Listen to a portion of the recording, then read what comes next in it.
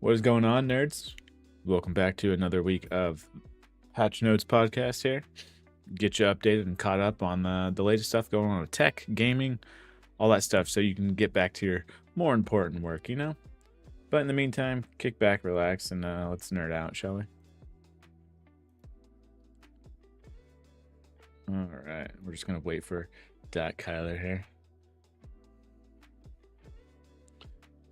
Golden whenever he is.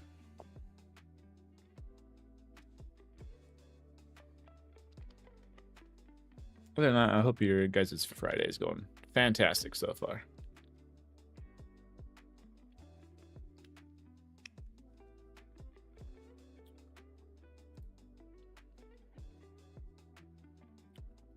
Perfect.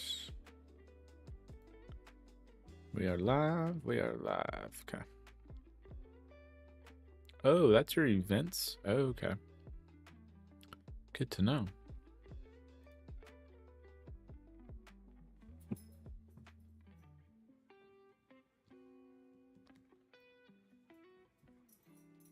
You good, Dad? You good? You good? Oh, my goodness.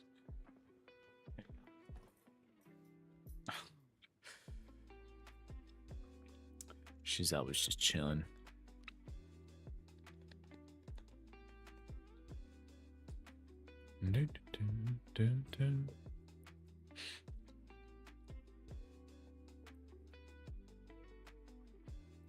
Ooh, what am I most excited for this week? Probably Battlefield's up there. And I got a hot, well, we'll see if it's a spicy take for GTA 6, but we'll see.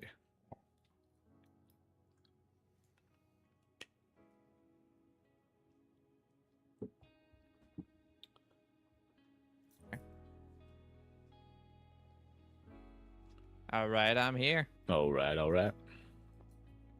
Pulling up your stream so we can see the see that there wheel. That whale.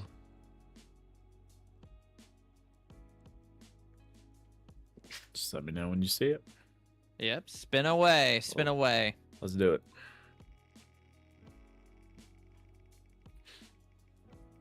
This is our first topic of the night. Ah, that AI boss. Let's go. Perfect. Oh, interesting. All right. Let me check that off. Just make sure it's off the wheel there. Okay. So many tabs this week. Let's see. Yeah. I don't think it's more than last week, though. I don't think it's more than last week. It's not now. So this is this is actually kind of old news. This came out in January, at the beginning of January. So old. But I actually just a month old, yeah. But I actually just came across this this last week because Nvidia's ACE AI models are gonna start creating autonomous characters in games.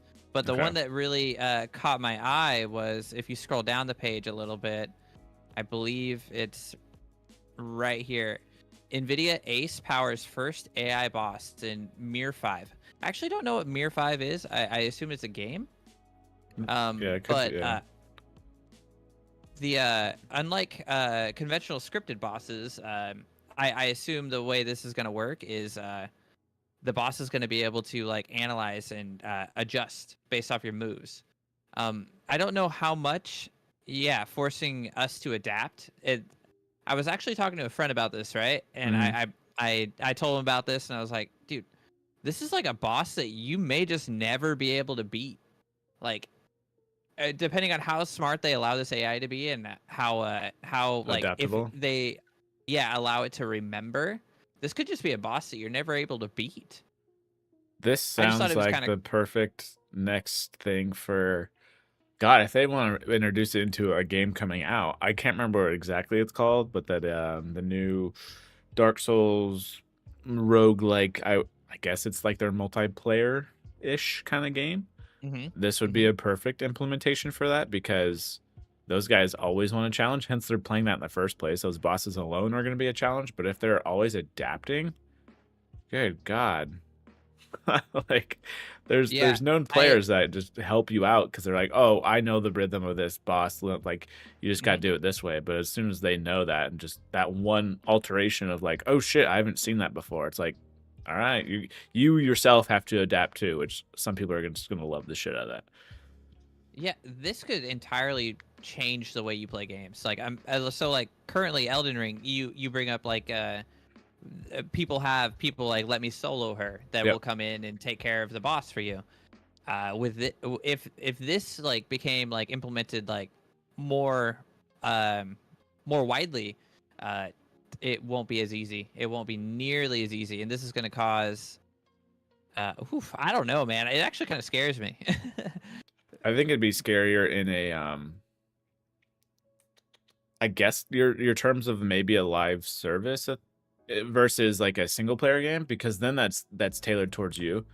But I can't hmm imagine if it was more of a live service thing where it's like somebody out there is almost in a sense kind of screwing it up for the rest of the class because you got, let me Yeah. solo her kind of thing, just Yeah. going at it. And it's like, all right, at that point, it comes like, that's your boss. Like you kind of almost, I don't know, ruin this game for the You rest own of that us. boss. Yeah, like that's yours. Yeah. You're the only one that could handle it. Unless it would be kind of cool. Um, Again, I feel like it would have to be a live service or a big like MMO kind of thing or something where it Oh, has wow. multiple people. Solo that hoe, exactly. uh, um, but that way the AI kind of itself gets off guard. Because Yeah, like there's got to be two overwhelmed pieces. almost. But that would be kind of cool because I don't know. Then at that point, you kind of have that camaraderie where you're like, "Fuck this bot, let's get it." Like, We beat it. We let's beat get it. it. Yeah, and then it's like, all right, So let's not play it again because it probably just remembered all our moves. it We're knows fresh how we out. took it down last time. Exactly, And it's good. and doing This good. so I was just 200 kind of doing good. skimming through this. This is crazy. Mir 5's AI will evaluate the current loadout and setup of the humans it's currently facing No, this is compared not to those pre-recorded. past encounters This and is always decide the live on best course Friday. of action to attain victory. That's just like insane. So it is going to be able to remember. It's going to Okay. remember things that it fought in the past. So I wonder how much this is going to vary based off difficulty. All right, so like If it's single player, it's again, fine. I don't You can dial it. I feel like. I don't know this game, so I don't know if there's going to be like, easy, medium, hard, hardcore. But how are they going to what are they going to do to the boss? Is it just going to be like dumb AI, a little smarter, really smart? I think at that point you put it in a box, if that makes sense. You put the logic Mm. itself into a And box, then like you allow it to open a door if yeah, it you just software lock more it. difficulties you go up. Yeah. Yeah, that In makes terms sense. of AI, like basically from my understanding of what AI, neural networks, all this stuff is basically how many nodes of information are you allowing it to have to scrub through, and at that point you just put it in boxes of like, all right, you're allowed, let's say five boxes of information that you can memorize moves, all that other shit. And then you go to medium, you got 8, and then you go to extreme, die once kind of shit. And then you got 15, where 12. it's hmm So I could see where they software lock it So, in terms of difficulty like that, but so with difficulty, you think it'll software lock memorization of encounters as well as like just difficulty of analyzation in a way to achieve victory? I don't think you put it on a normal mode. That's the hard part though, because freaking what am I blanking on? The game we literally just I talked guess. about. Oh, the Lord of the Or Rings. the Dark Souls. Hold up. Oh, Nemesis system. Yeah, because that was across the board, no matter what. hmm Yep. I'm just trying to think if Well, was it? It was on the captains. Yeah, on all the captains. yeah. So maybe they just do that. I don't know. But again, like you said, in terms of, I don't know if they treat it as like if you keep dying, because that system worked as if you kept dying, that would then upgrade, which I don't know, Level. which is kind of weird now thinking back on it, because at that point you died already, so you technically maybe you've learned and you can beat it again, but now it's even harder.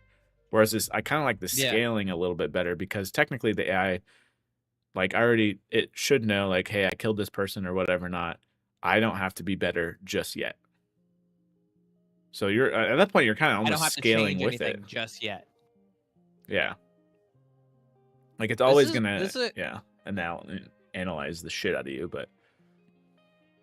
So this is a cool concept, but so that person I was talking to about it at work, they said they didn't like it because it felt cheap and easy. Easy? What are your thoughts on that? Yeah, well, cheap and easy on the game publisher's side. Oh. Like they're not scripting moves, and instead of that, they're letting an AI just decide. No. I don't think. I think it's easy at the end, but it's hard to build up to it. Does that make sense? Because the AI has to learn from something. You have to tell the moves to do it. Exactly, and you have to show the AI the moves. It's not like we're putting ChatGPT in here, you know, or even them wouldn't know how to do the moves. Yeah. But on top of that, you also have to animate the moves, and you know, so you're making a script for the AI to then run wild, change, modify. Yeah. I don't think it's not an easy mode. Unless he was talking strictly from the dev side. Is that what he's saying? Yes. If anything, I think you have to build it out further of all the possibilities of what you want it to potentially do, and then, because then at that point it might, because the more options you have, the more combos you have, in those regards, and so at that point, more variety it can create. Exactly, and it can change up its patterns because of so many options now. So I think the upfront work is actually probably a little bit more, I would say, more difficult, and then at the end it tailors off to be easy, I guess, per se, but because then you don't have to do anything, because you're like, yeah, we put it in there and the game does what it's supposed to do right now. Like, I think this could create like awesome replayability though. Like if it if it wasn't just one boss and it was implemented to multiple bosses and like eventually like an entire game, I think this could create like quite a bit of replayability. And you were saying, so is this only for bosses, or is this also, I'm trying to read here in terms of, is this for NPCs in general? Well, okay, for this specific instance is just this boss. Okay. Interesting.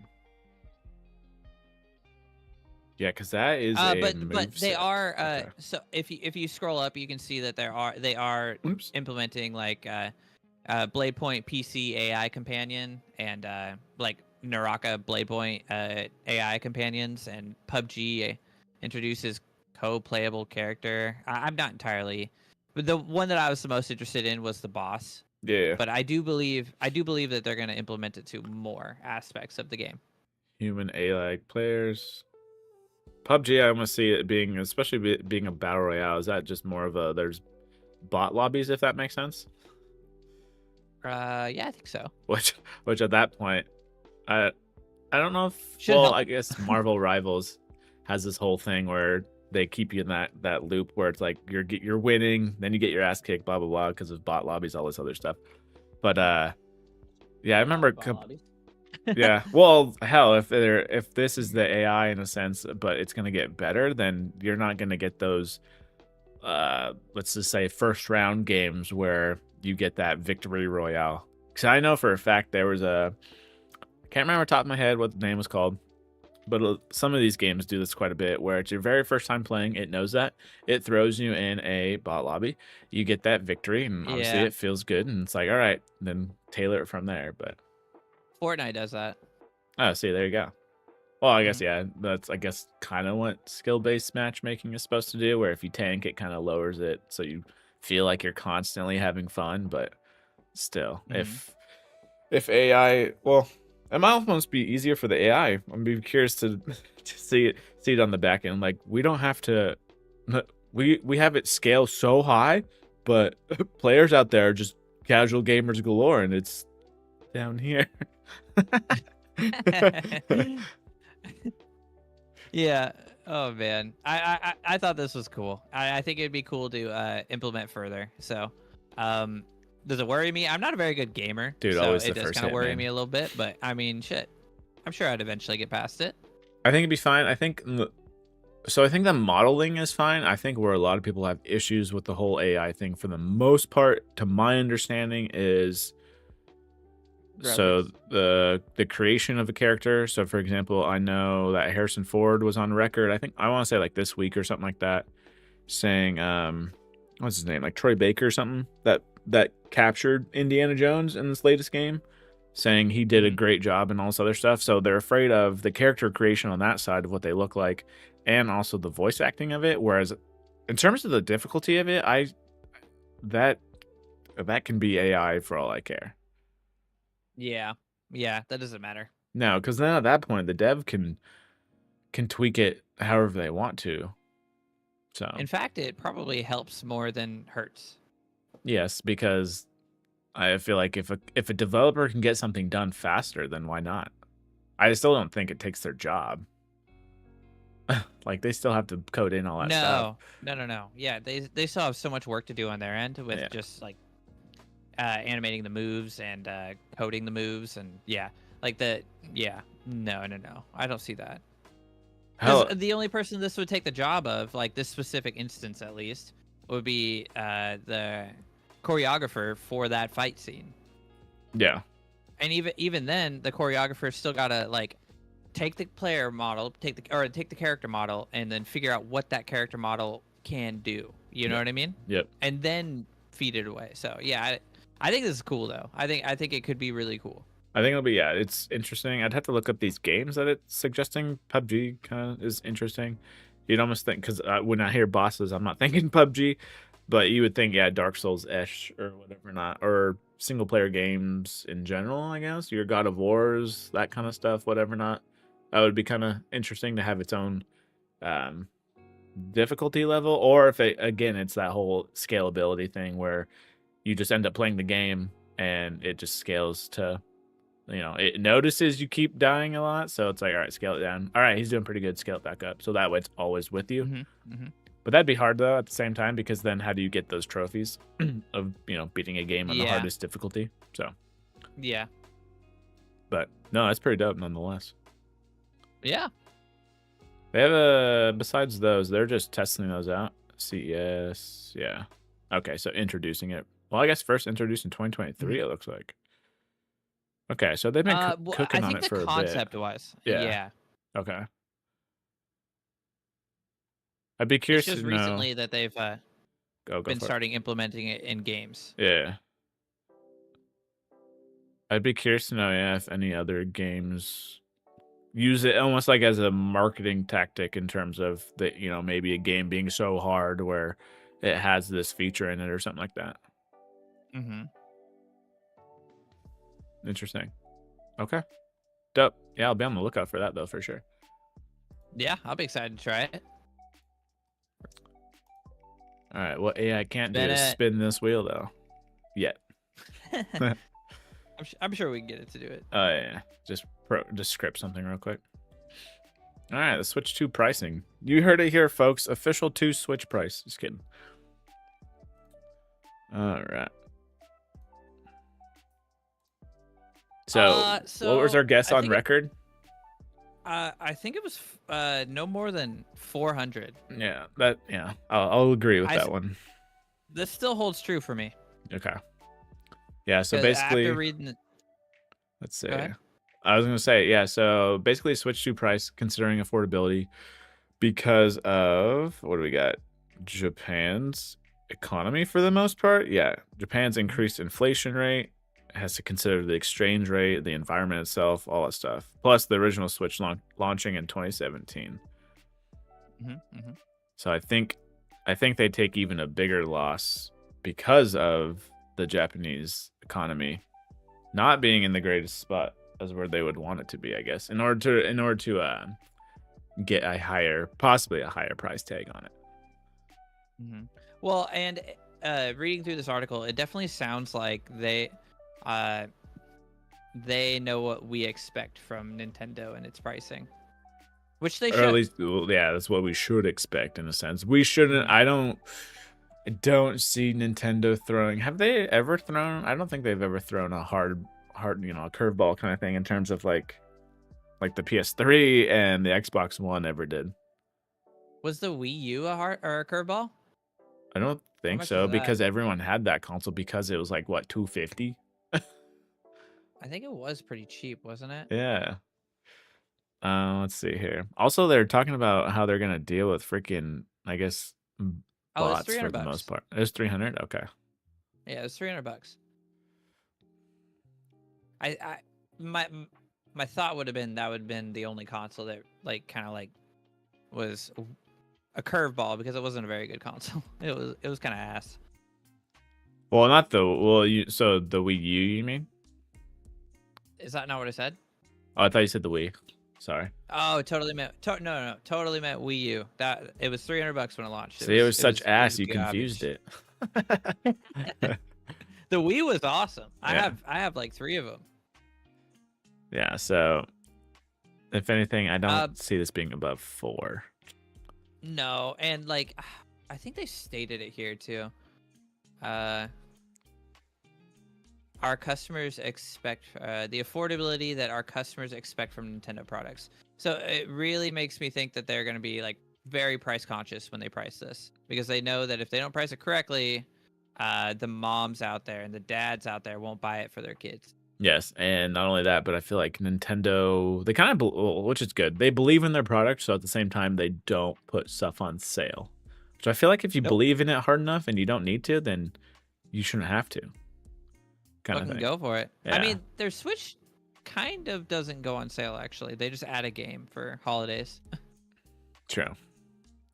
But yeah, this will be interesting. We'll definitely know more. What do we got? April 2nd? I can't remember if they have an exact time frame per se, but they did confirm April 2nd to find out details. They didn't say what, obviously, but all right. Their comments, Carlo MD or DM says, my bet 349 or 399 euro. Oh, both of them being euro? Yeah. So what is that? Well, yeah, what's that USD then?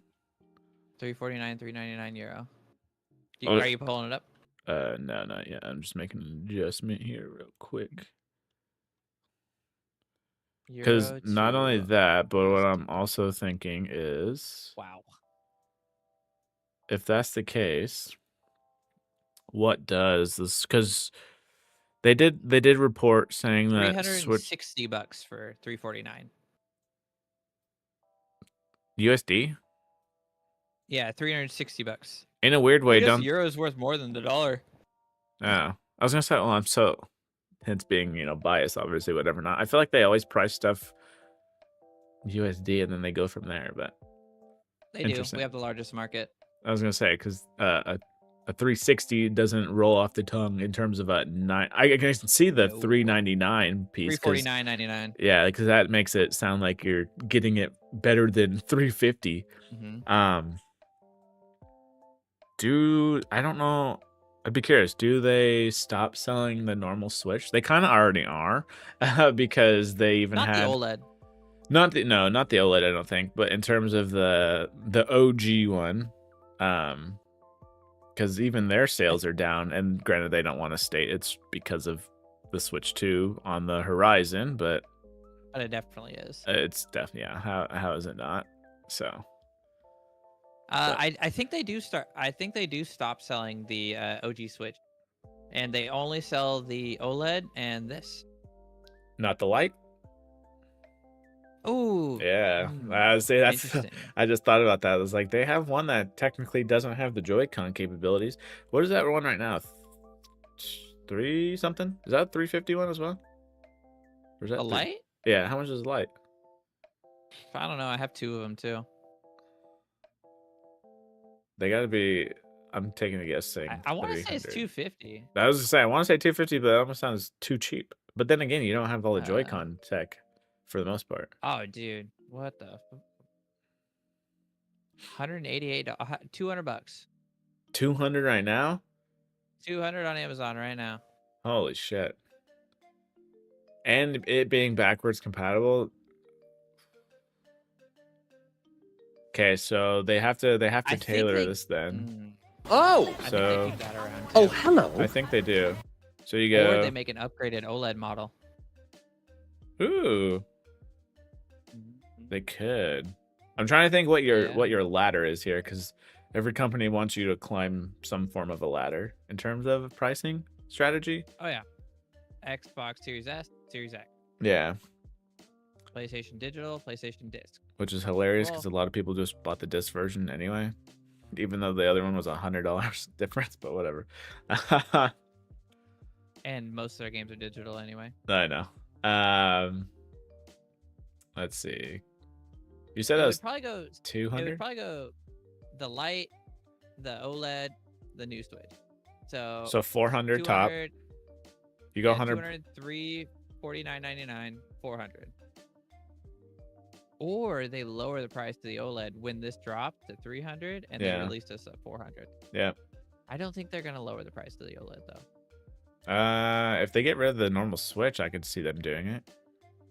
Yeah. I could see $100 difference.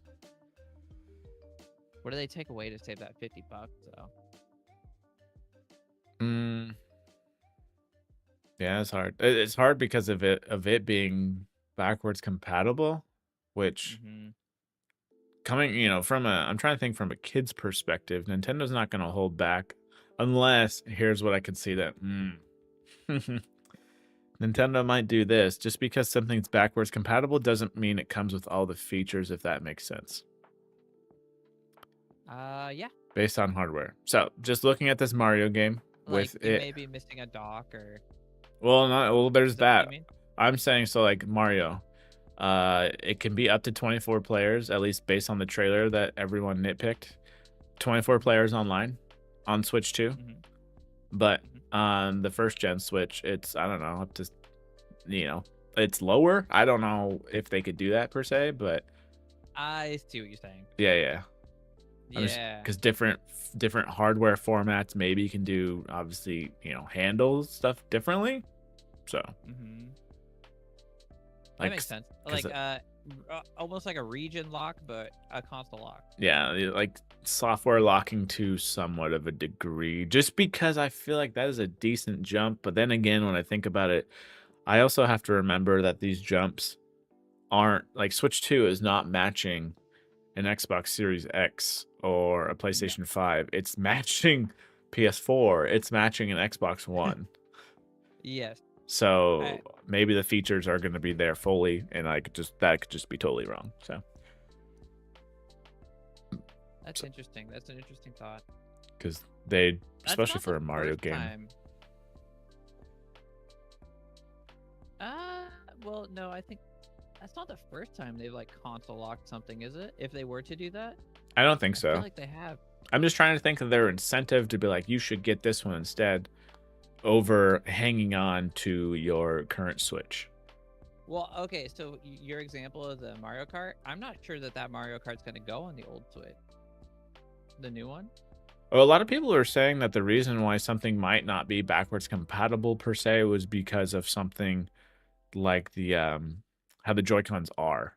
So these new ones, they have that magnetic or whatever dock in the middle of them, whereas the old ones they slide onto something. So like if someone bought Joy-Con Fit or whatever it was called for the Switch, that's not going to work on your Switch 2 because the Joy-Cons don't work for that one. Yeah. So for the attachments and such. Yeah, so it's more of a hardware limitation versus a software thing. But so backwards compatible. I thought I was under the impression that there will be Switch 2 exclusive games. I thought backwards compatible was Switch 2 can just play Switch games, but not Switch can play Switch 2 games. Ooh, that is a good point. That is a good point. Yeah, because I don't know. I would assume, they would market it with the Switch 2 label on there. But, okay. You can always play backwards, but you can't play forward. That makes sense. So... I'm not sure. Interesting. That would be super interesting if they just treated the Switch, though, like the Series S. Yeah. And, where it would get everything, but... some things will just do asked. It'll be asked. Maybe that's Nintendo's software lock right there. Is the game runs like shit. Yeah. Like your game runs like shit. Here's a reason to upgrade, because it'll just be garbage. I'm thinking of that because the whatever latest Zelda game, they're gonna sell however many they sold on the Switch last year, whenever it came out, kind of thing. They're gonna flip that. They're just gonna flip that.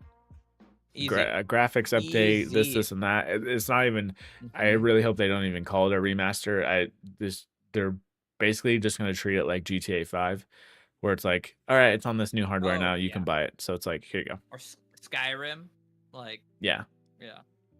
Which supposedly is funny. I was scrolling through some articles and 2K, so like developer of like GTA and all this other stuff, is like, oh yeah, we'd love to have our games on the Switch and this and that. And it's like, bro, if anything, you would not be getting GTA 6. I would hardly You'd get Skyrim. It'd be like you'd be getting GTA 5, especially if this thing is gonna be trying to match an Xbox One / PS4. But yeah. I'm just like, you ain't getting GTA 6.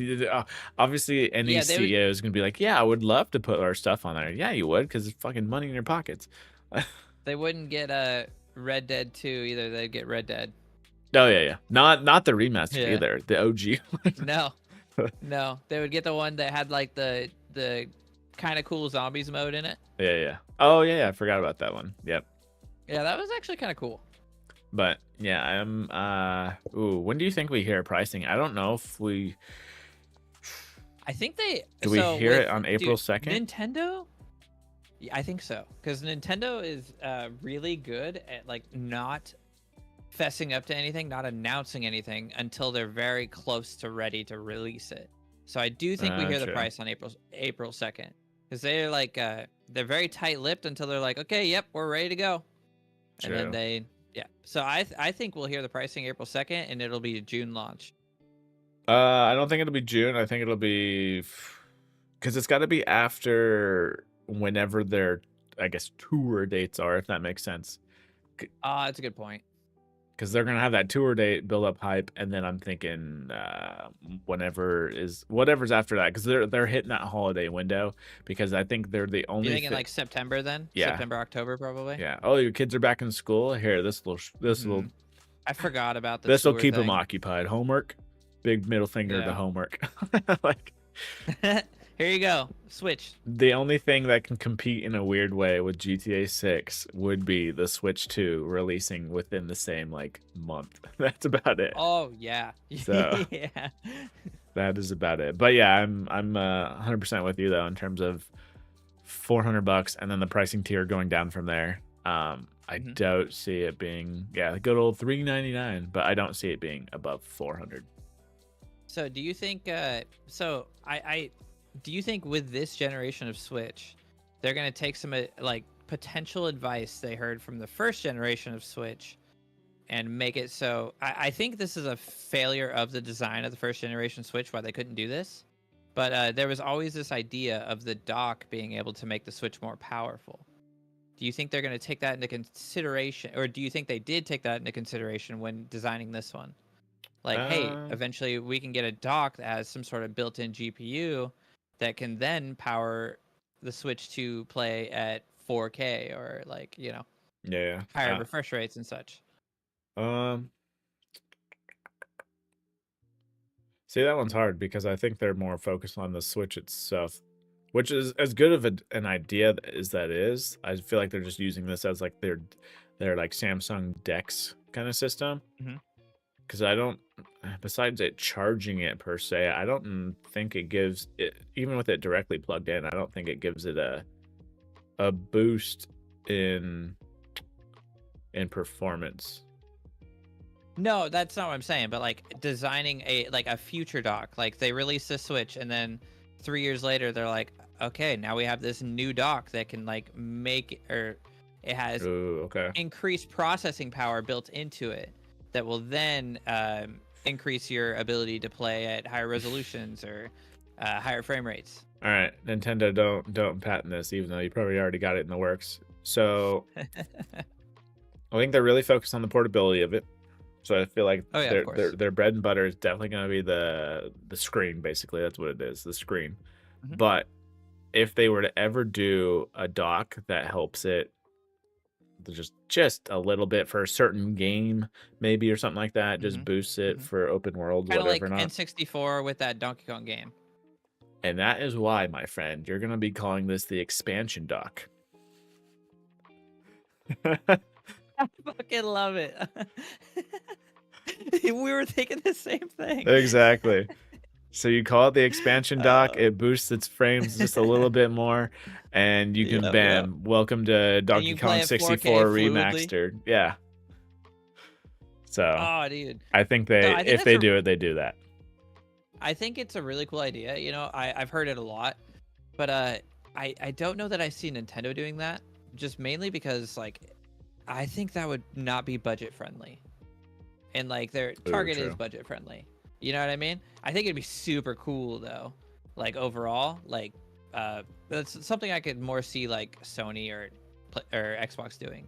Like having a plug-in external GPU because, you know, their consoles are fucking 600, 700 or whatever the fuck dollars. Yeah. Yeah, because these again are geared towards, you know, hence a $400 max price tag. Yeah, so it'd be kids. But I think it'd be super fucking cool though. It'd be super cool. Yeah, I will say with it being the color that it is, though, I feel like this just leads to them having some decent custom ones for Mario, your Zeldas, because I'm assuming with even a new version of Zelda, since it's just going to be, I would assume, a graphical upgrade, I could see them easily porting a skin onto the new one. I actually love the colors. It looks very clean. It does, and the subtle color around the joysticks and such. Yeah, so the nod to the OG one without making it. I never felt like I was like, oh, you're playing a kid's toy based on the color of it, but it's just like I could see some people being, I guess, weirded out by that. That's just them though. So I shell swap mine into like a see-through. See-through green. I was gonna say, I feel like Nintendo they're the ones missing out on, in a weird way. I feel like they're missing out on their own nostalgia, if that makes sense.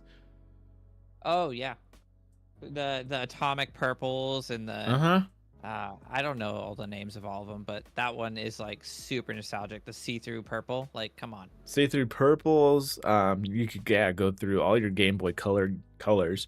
Oh, the ice blue N64 controllers that they had. Oh my god, like the dark. Yeah. You could do typically your your obvious GameCube purple. You could go Super Nintendo and then just the Nintendo NES basically. So like your red and blacks with that off gray basically, old school gray. There's so many things that they could just eat into these nostalgia markets with. Yeah. Kind of like PlayStation just did with their 20th anniversary of PlayStation, right? Didn't the themes release like a special didn't they release like a special PS5 that was like for the PS1? Yeah, so they do that. I feel like they only do it with the PS1. Yeah. They do it with that. They do it with the console because they have the gray plates for it. And then they typically do a controller with it. But yeah, Nintendo for I think they're allowing for some reason the third parties are hitting these nostalgia markets and they're just missing out on that. Highly hardcore missing out. That's a big chunk of money right there. Dude, I gotta tell you real quick, side note. So we talked about it last week. This new Nvidia broadcast sucks. Oh my god, I forgot it was still turned on from last week. It's picking up me hitting my vape now. It never picked that up before. So they screwed up. Yeah. Okay. Which they made this way worse. Which leads me to, because we'll just segue right to it, and I don't need to spin the wheel for it. We'll go to. Is this something I should pop on your stream for? You're good. I don't have anything open. I can show you the usage of it, but we're going to talk about the Elgato Wavelink 2 software that they just released. So a little background on this. So originally, I have the Wave 1, and anytime I plugged it into the Wavelink software, for some reason, every so often, knock on wood right now, I've been testing it for a few streams at this point, this 2.0 shit, and it's been golden. But the old one would somehow, I would say it'd be let's just say it's a crash. I don't know if it was with OBS while it was live, if it was the software itself, whatever or not, but it would then just have a piercing sound on the listener's end. And I was like, dude, I can't be doing that. because it would not only that, it would like shut my mic off. I'd have to like redo the source and OBS, this and that, and it was just a pain in the ass. So then that's when I went over to steelseries.gg because it basically Sonar. Yeah, so Sonar gives you Wavelink within itself for any mic, whether it be XLR, USB plugin, which is fantastic. Elgato could do the same thing if they really wanted to. But this software works with obviously Elgato mics, Wave 1, Neo, which is their $99 one, Wave 1 if you happen to get one that's older. And then their Stream Deck Plus, which allows you to plug in any XLR mic, and then you could then use the Wavelink software right here. The biggest thing I do like about this, though, is I don't have any EQs on this or anything like that. The only thing I have going on right now in this software, for the most part, is it's their new thing, basically like Nvidia Broadcast. It's called Voice Focus. I have it set to about 90, so it's not too crushing on the voice, but I don't know if you'll be able to hear the background of when I turn this off. Just let me know if you can. Hold on, I'm gonna pause my music. Okay, so right now as I'm talking, oh, I hear it. Yeah, you got the background, like that buzz, that faint buzz and whatever not going on. Just fan it focuses your voice. Yeah, fan noises, anything like that. So then once I turn this back on, then we're crystal clear. So we're good to go. Doesn't compress too much either. Yeah, and it's been phenomenal these past few streams, anything like that. Super easy to use, so definitely, yeah, highly recommend if you have a Wave mic or the Neo, or hell, even the Stream Deck Plus with an XLR cable. Check out this software for sure. It was very easy to route and all that good stuff, and the voice focus alone is phenomenal. So Nvidia, I don't know why you screwed it up, but I wonder if you could backtrack that update in a sense. Yeah, I'm gonna look and see if I can get. Well, actually, you know, I'm just gonna switch back to Sonar. The only reason I swapped initially was to try it. So. Oh, there you go. Okay. Yeah, it's so dumb. They made it so much worse. Which is so weird. It's crazy. Because I even tried it before. I think this came out like a few days ago, basically. Because I was like, God, I want to get dial in my stuff, because sound wise, I could never get a dial. I'd still hear the humming, or the voice was too loud. Like the gain, for some reason, it's so weird. You can only change the gain on this mic for the most part through the Wavelink software.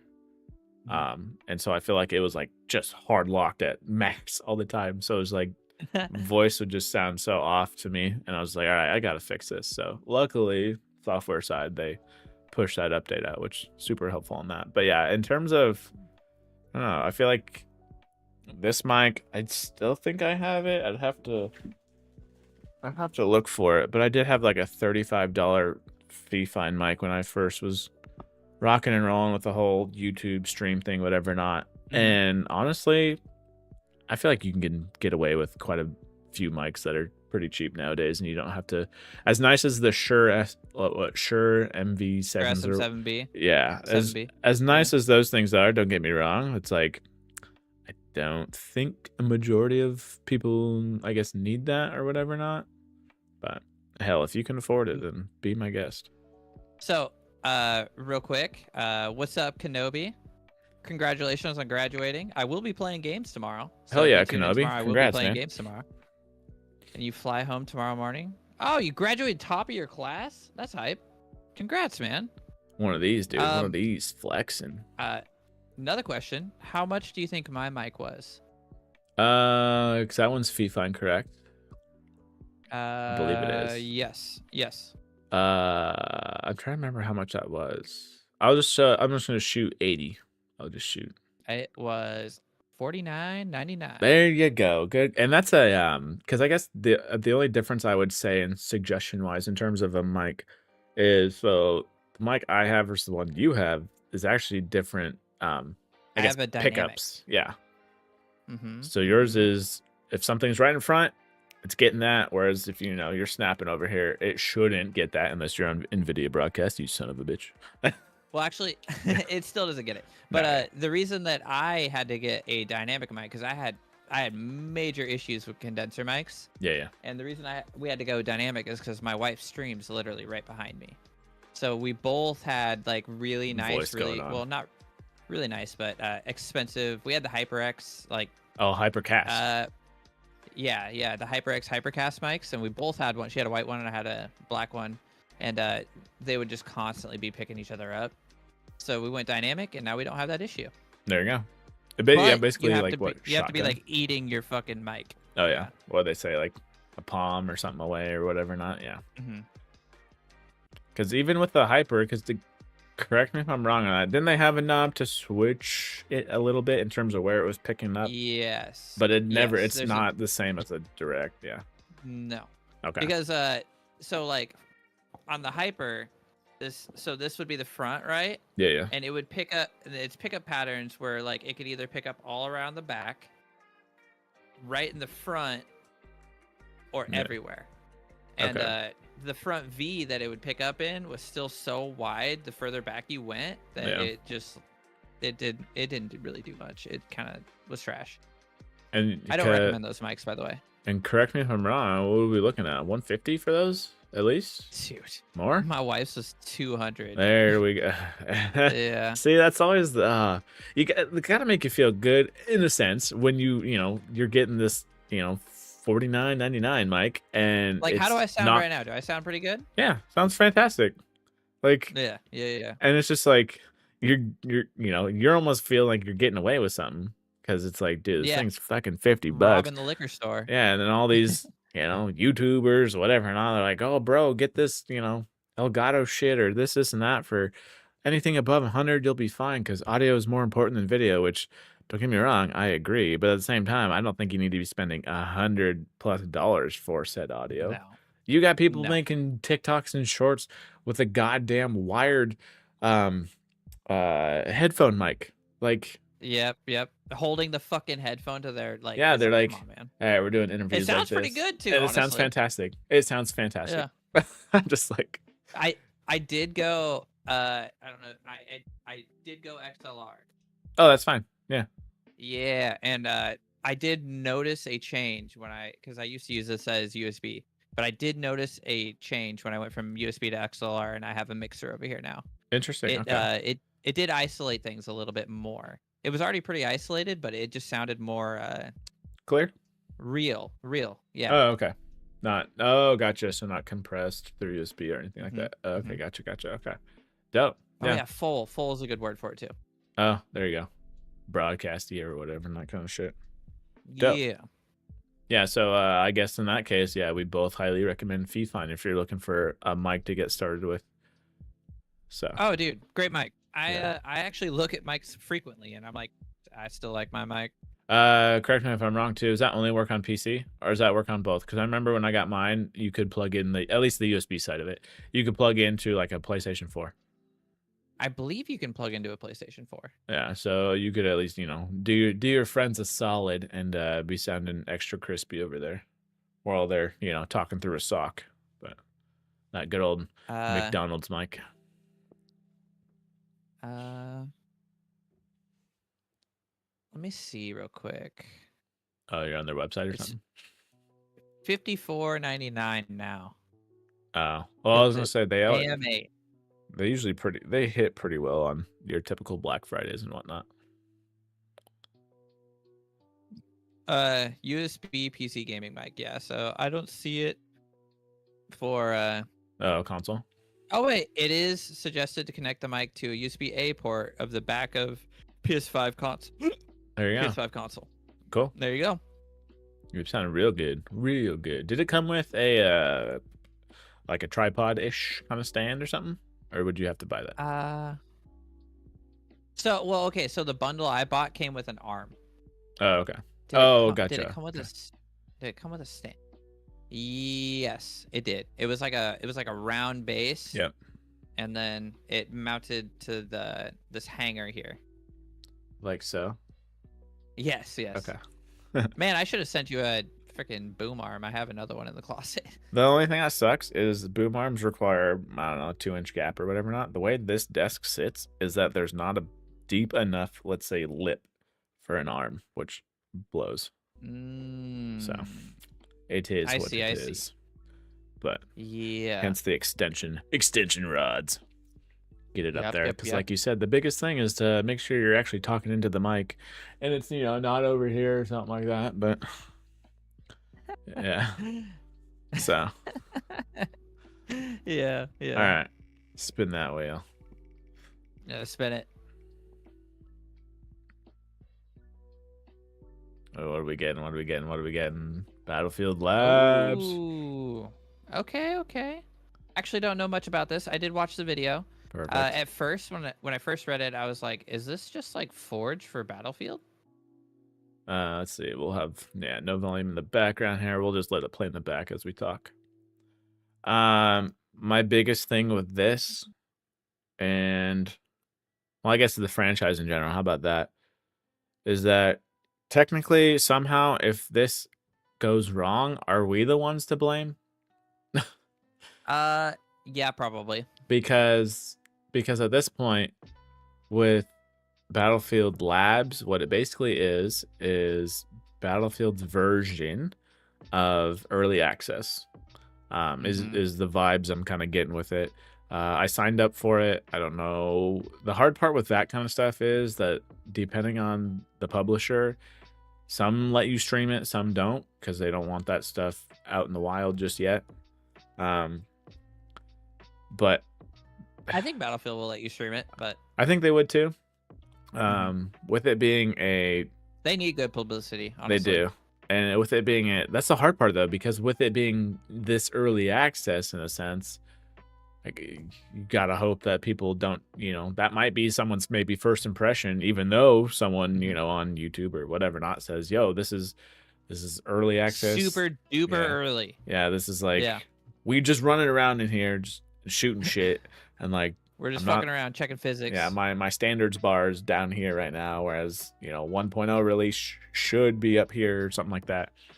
But the thing I'm actually excited for the most out of it, despite it being early access, because I don't think we get fully released games for the most part anymore, is the head person in charge of Battlefield. At least, granted, they're split up in like 4 studios, in charge of at least one of the studios, and kind of overseeing Battlefield itself is we got Vince Sempel or whatever, and he was the OG off Infinity Ward, so Modern Warfare 2, the OG one on that. Obviously Respawn, which made Titanfall, spun off, you know, all that stuff into Apex, all that stuff. But I think Apex was... Actually didn't know that. Yeah, I think Apex was, and I want to say almost Titanfall was released maybe before he was gone, I want to say. But he's got FPS background. How about that? So I have faith in what he's doing there. The funny thing is, have you seen gameplay of the finals at all or anything like that? That game. The finals. Yeah. Did you play it? I did briefly. Yeah. I think I saw you play it briefly. Let me see if I can find some if you streamed trailer. The finals gameplay.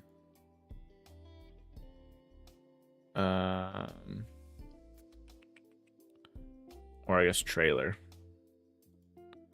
because it has like a similar, and for me at least, it has a similar destruction vibe, and I kind of, which makes sense because it's off of OG Battlefield developers, and so I think what they're gonna do, which would be kind of cool, because the finals had quite a few things that could be just destroyed. You see a floor above you, below you, whatever, not a wall. I watched Shroud play this actually. Yeah. And so like there's even a character in a sense where you heavy, you take his hammer and you could basically bust down any wall. Cranes, this sort of thing, which if they implement anywhere near this level of destructibility, I think Battlefield's in for a good time. Which I feel like Battlefield used to be known for how much destruction they have. I think they still kind of are, aren't they? Not as much, no. Do you remember Battlefield Bad Company? You could drive right through the fucking houses. Yep, and that is the one. That's the one I feel like a lot of people will go back to, you know, Battlefield 3 and whatnot in terms of their nostalgia for it. But yeah, in terms of destructibility, I feel like a lot of people always go back to Bad Company. And that's why I'm hoping with the finals being out, all that sort of thing, they've kind of seen what those devs, those old Battlefield devs, have done with the game and how destructible a game can still be, and hopefully they just implement it with Battlefield, game modes in the skin of more, war based than I don't know, your goofing off kind of finals kind of game. But yeah, that'd be sick because Battlefield's kind of got a bad name right now. Oh yeah, especially with the 24-2 was rough. What was the last good Battlefield? I think it was the last one I played was like Battlefield 1 or some shit. Yeah. I'll agree. Yeah. I'll agree with that one just because of the gun mechanics felt good. Dude, and maps that felt were so fun to play with all your friends. Oh my yeah, God. We were all playing it. That was so fun. Maps were dope still. I feel like 24-2 just had that. It was too big for its own good, if that makes sense. Yeah, so. Battlefield 1 already felt like massive enough. Mm-hmm. Like, dude, like how many players were on a map? Was it like 120? 120? Something up there. Yeah. I remember it was like squadrons of 20, right? Let's see, Battlefield 1. Yeah. Because there was like multiple squadrons on your team, and I think there was like 5 of them or 4 of them. I can't remember exactly. Oh, that's for that. Battlefield 1's can support up to 64 players. That's where I'm thinking 24-2. I think they amped it up to the 1 somethings.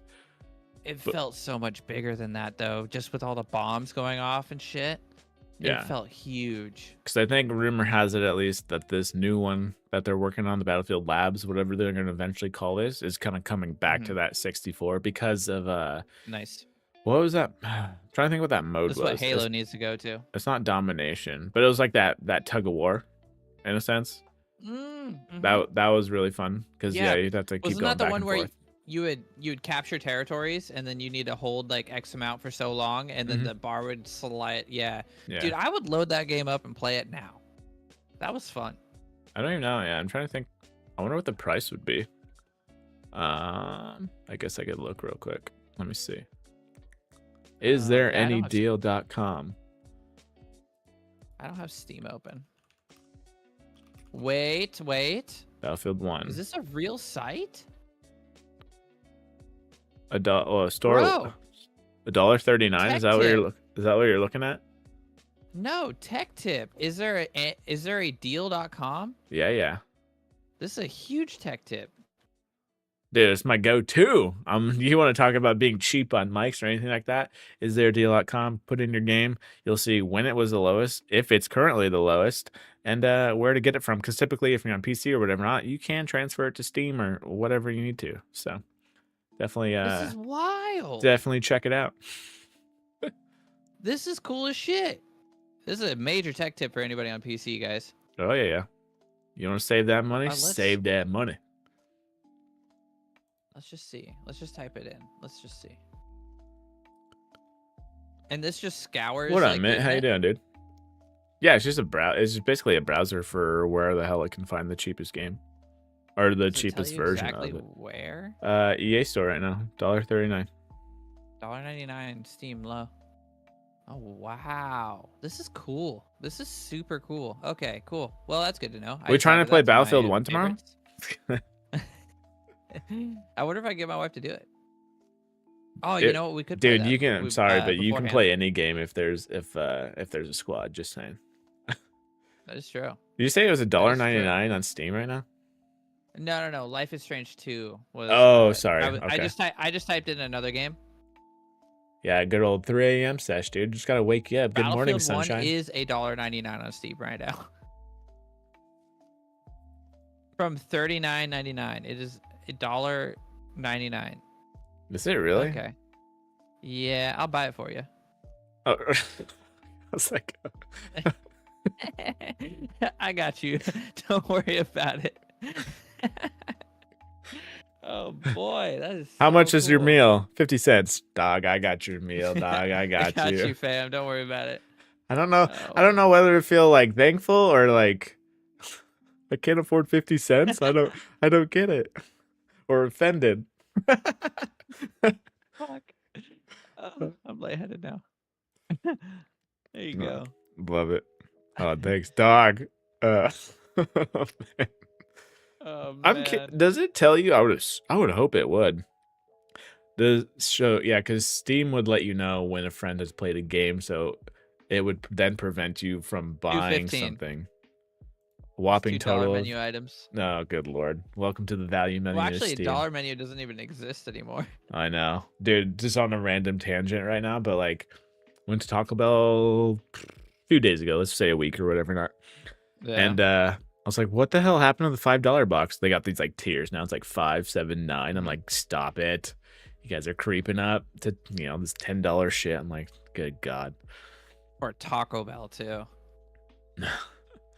I'm like, God damn it. It's like the whole freaking Subway thing, like $6 footlongs or whatever it is. And I'm like, oh God, people think that's a deal. They used to be 5 back in my day.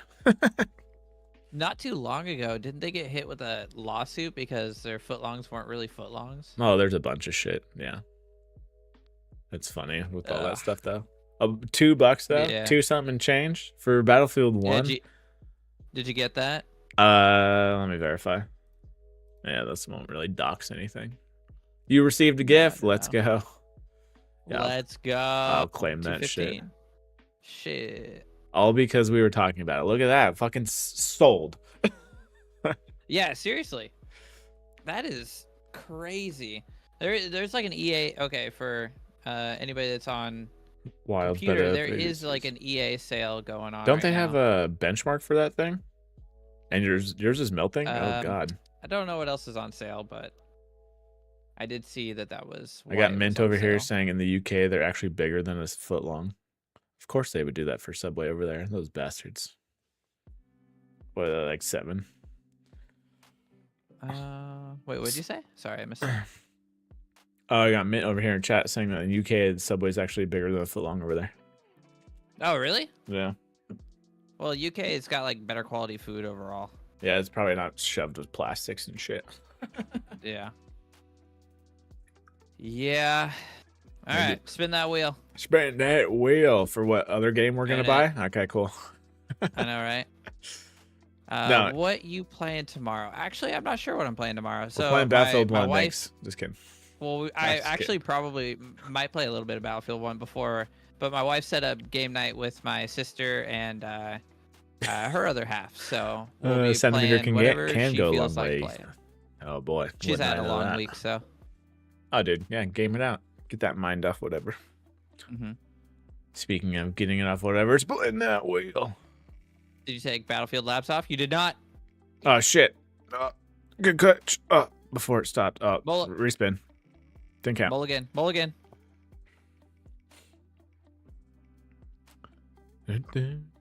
Ooh. This is hype. Oh. There you go. Either one. Yeah. Okay. This is hot. Ooh. I mean, the other one's cool too, but Can we put Unreal Engine 5 as shit crash out on the wheel? We can talk about it if you want right now. I don't. Yeah. Chat suggestions are always welcome. Just saying. And then you'll have to give your own context in terms of your crashing. I'm assuming it's in terms of wilds over there. But yeah, as you're doing that, as you're typing your book and whatever not, we'll go over this framework of laptop. So for the people that don't know what framework is, here, yes, explain it. Explain it to the scrub.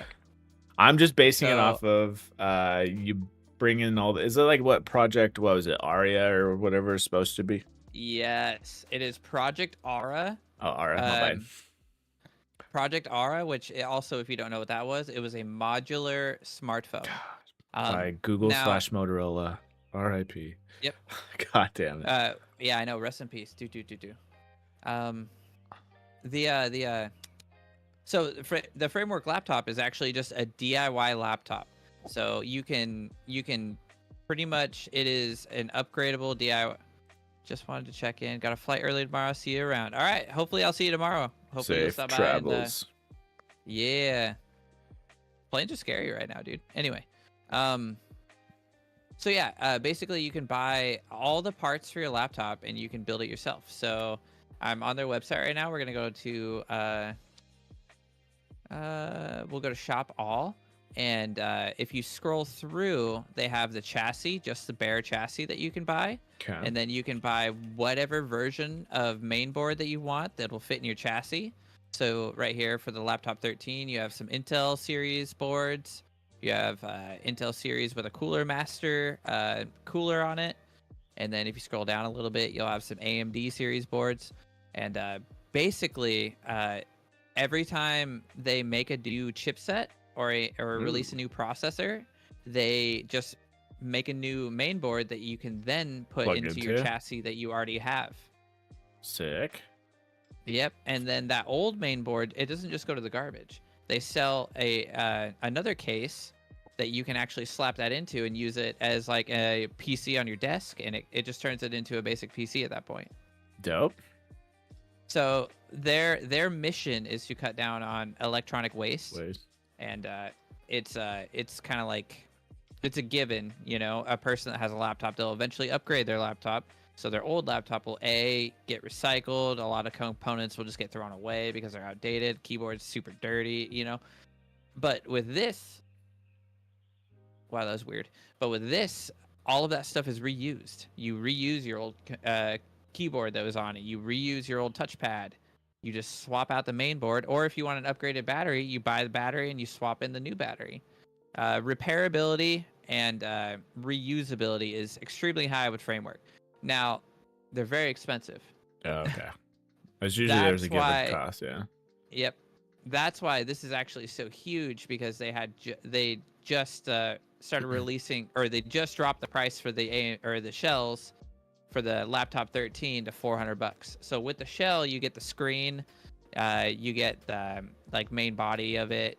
The only things you don't get are, I think they list it in here too. You don't get, yeah, this is a complete laptop 13 chassis with everything except for mainboard, memory, storage, and Wi-Fi. So you get everything else that the chassis would need. So like battery, keyboard, everything. Mm-hmm. So if you actually like go to their website, you can build your whole laptop now for $700. So I was gonna say, did you spec one out by chance? I'm just curious. I did. So you can get them as cheap as so I put this in the bag, I put that chassis in the bag, and then I went to Shop All and I went to laptop 13. Where do they, I did it on my phone, so it's much where is it? Where's the 13? How do you, oh, maybe I went to mainboard. But yeah, so you can actually get a Risk V motherboard for $200. So you could build your whole laptop, your whole modular laptop for $600 if you wanted to do a Risk V motherboard. Dope. Okay. Pretty freaking cool. I've liked this company since I found them, and then Linus from Tech Tips actually is a investor in them. Smart. So he's shown off his laptop a few times, and I'm like, God fucking damn it, I want one of those so bad. This is actually the first time that they're coming down in price to the point where I might actually be able to get one. That'd be cool. Not like right now. I just got a new laptop, but screens, do they have the specs on those? Do you have that up by chance? I'm just curious. Is it your typical like just 1080p? So they do have a couple different options. Let me see if I can get there. Their website's kind of confusing to use. Both AMD and Intel. Here we go. So they got 2.8K display for the 13. They have a matte display kit. They have, let's see what that 2.8 resolution is. Oh yeah, 2.8, obviously. 2880 by 1920 at 120 hertz. And they also, if I remember correctly, they also started offering, I think it's only in the laptop 16, but they have a gaming option. So your main board can either have like a GPU built into it, if I remember correctly, or there's like a GPU that you slot onto the back. This is dope. Super cool. They give you a discount for sending stuff in? I'm just curious in terms of, let's say, I don't know, I just want a trade-in program instead of maybe reusing it, if that makes sense, and like having a second one. So I if don't you know were to why. like, One sec, if doorbell you're ring. I don't know. I'm not being too loud. Let me check it out. You're good. You're good.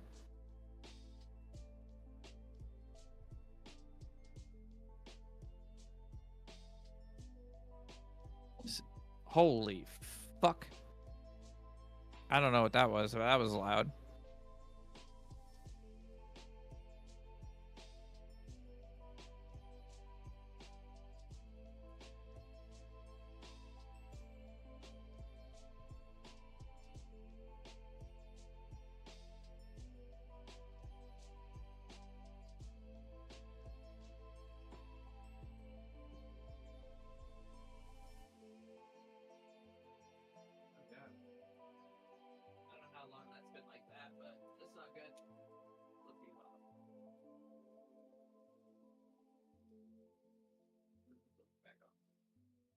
Oh, that's right. Our button's that now. What the fuck was that noise?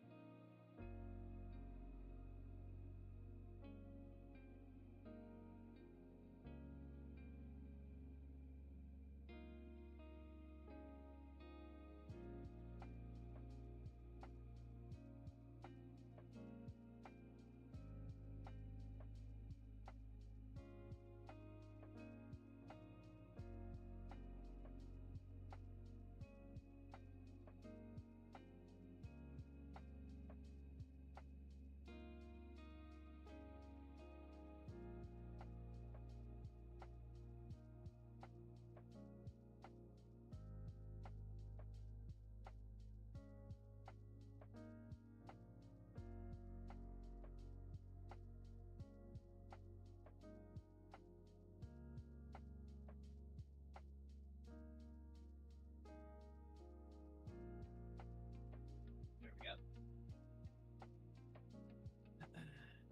we go. All right. Anywho. Think it? Please wait. Okay, yeah, we're good there. We're good there.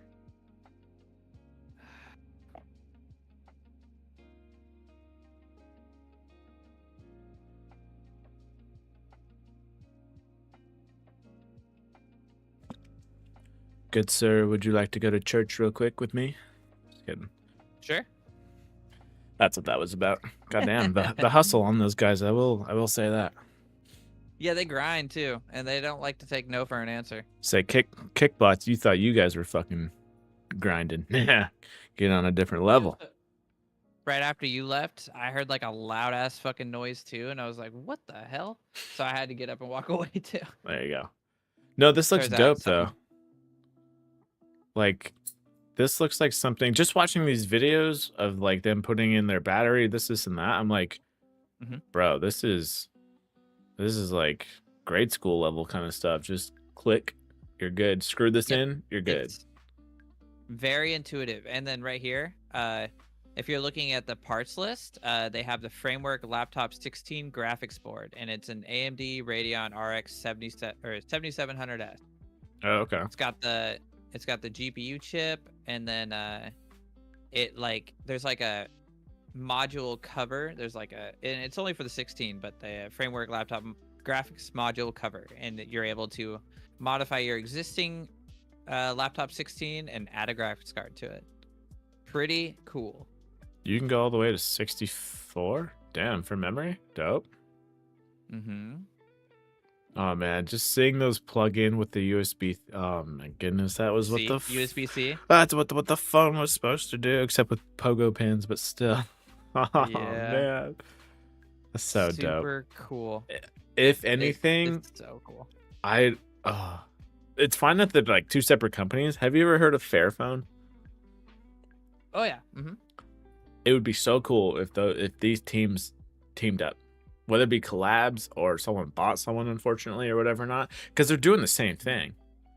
Yep, essentially. Yeah, so it's just like having a phone like this. Fairphone's a bit behind though, isn't it? Like in the Yeah, user list, at least. they're not like, you're not gonna get the latest CPU for the most part or anything like that. If I remember correctly, it's spelled fair and then Phone, right?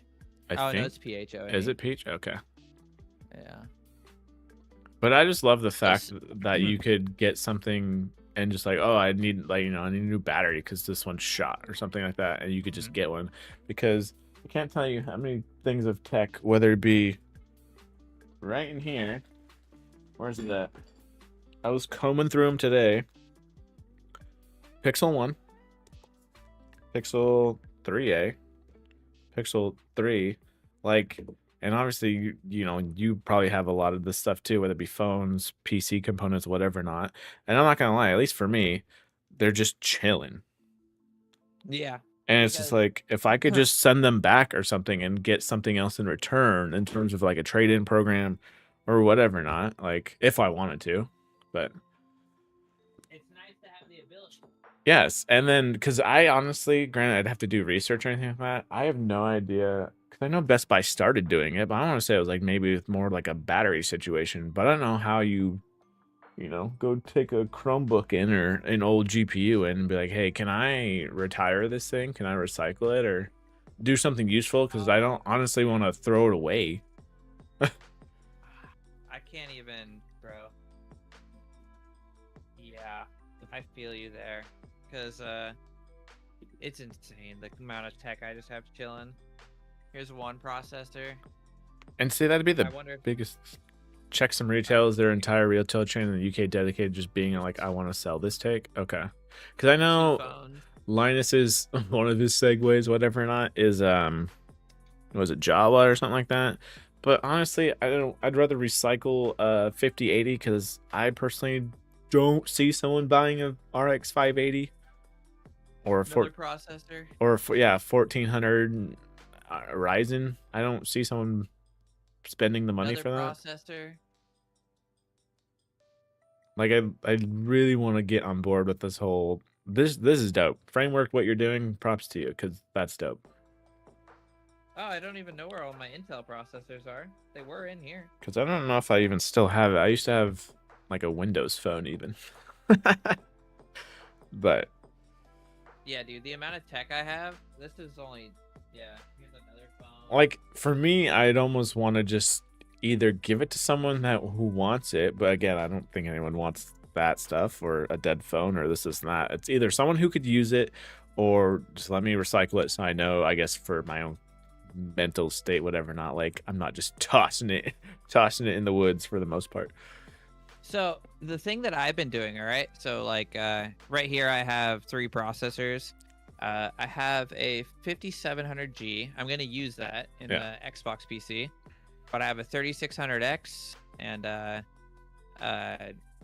1400. R5 1400. This I'm actually going to build in a PC and give away because I have enough extra PC parts. I have like an RX 580 and I have an extra case and there you go. A couple extra modules of RAM. So that's that's how I've been getting rid of my extra PC parts. I built one for my stepdad, set it up at his house. I built one for Riley, who they've now upgraded, and I have gotten the parts back, which I used in a PC for a friend at work. Yeah, that's how I get rid of those. And see, that's phones. Like it's much smart. more difficult to. Yeah, because unless they want something certain, iPhone, whatever not. But like that, dude, props to that then, because then you're at least finding that use for it. I just hate for it sitting there. There's always a stipulation that if you want to sell it, or if you end up not using it and you go to sell it, you just give it back to me first. Oh, gotcha. Okay. Because then I pass it down. But if they end up like keeping it, then it's all theirs. You know what I mean? But if they go to sell it or upgrade, they give me the old part. Okay.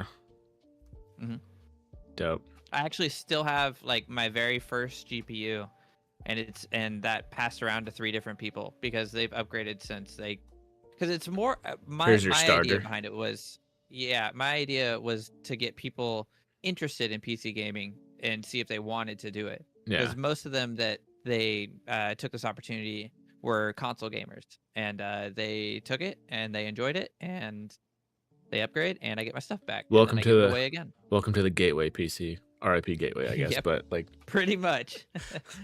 Hey, that's what happened to me and you. Yeah, it took I think mine was mostly friends playing PUBG or whatever, and I was like, oh shit, let me get on board with that. I can only play on a PC, okay. But yeah. And then it came to Xbox. Yep. But no, this is dope. Yeah, I need to do my own research or anything like that, or what like Mint was saying over here, check some retails. Because there's some people that are I just could not be aware of in a sense, maybe on my end, of people that are actually dedicated. It's like, hey, if you have something old and either you want to sell it or just recycle / reuse it, then just drop it off at our place. I'm like, hell yeah, dude. Okay. Or like what you're doing. Yeah, there are a lot of places that do that. So these phones that I have down here, I used them for where did I just put them? But I used them for little Android gaming things at TVs.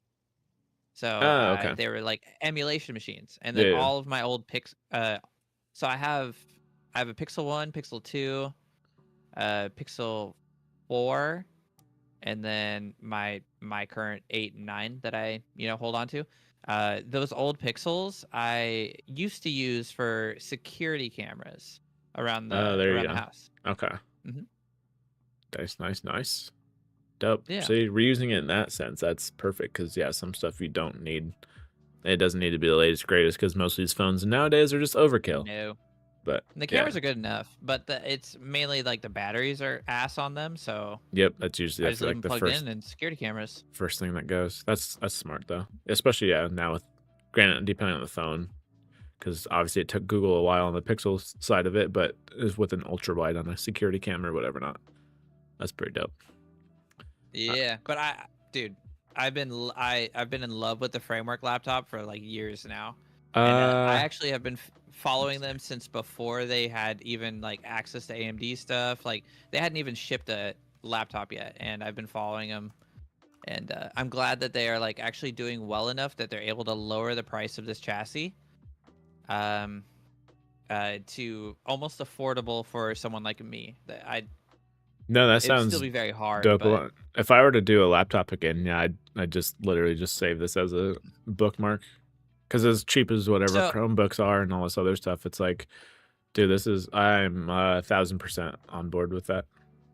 So did you ever read, it was like, I think it was at the height of Switch shortages, someone built an entire Switch from parts they bought off eBay. Like to put in the same frame as a Switch, or they just had the... So they bought the frame, they bought the screen, they bought the main board, they built a Switch from just loose parts that they bought on eBay for like $160. That's legit. And I always wanted to do that, and whenever I look at Framework's site, I always think like, what if I just like buy it in pieces? You know what I mean? Like I buy the chassis now, I buy the main board later. Because you don't have to buy it all at once. No, it's all interchangeable. Yeah. If you buy the chassis now, that's not really going to change, but the main board will change. So I've always thought like maybe I just build it as I can. Maybe one day I'll do it. You could treat it like a finance kind of system. Well, yeah, but treat it like a finance system, because like you said, it's not going to work until you get most of it in there. But it's like, all right, instead of either you save up for it all at once, or you, like you said, chunk it out like per paycheck. Like, all right, I'm gonna get this, and the next paycheck I'm gonna get this, and then just and it's like, all right, I can finally assemble all of it, all the pieces of Exodia. Yes, I have the glove. Yeah. I always wanted to do that though. Ever since that article had come out about the dude building the Switch, like I've looked like at least once a year to see if I can get all the parts for a decent price. How did he get the software side of it? Did they explain that? No, on the board. It's just on the board. Okay. Dope. That's legit. Okay. Yeah, I've always thought about doing that, and I always price it out, and it's more than a Switch now. It's like $380. So it's not cost effective anymore. Dude, sometimes someone got smart. So you got smart / sometimes desperation will lead to that, and it's not too bad of a thing. It's like how creative could you be?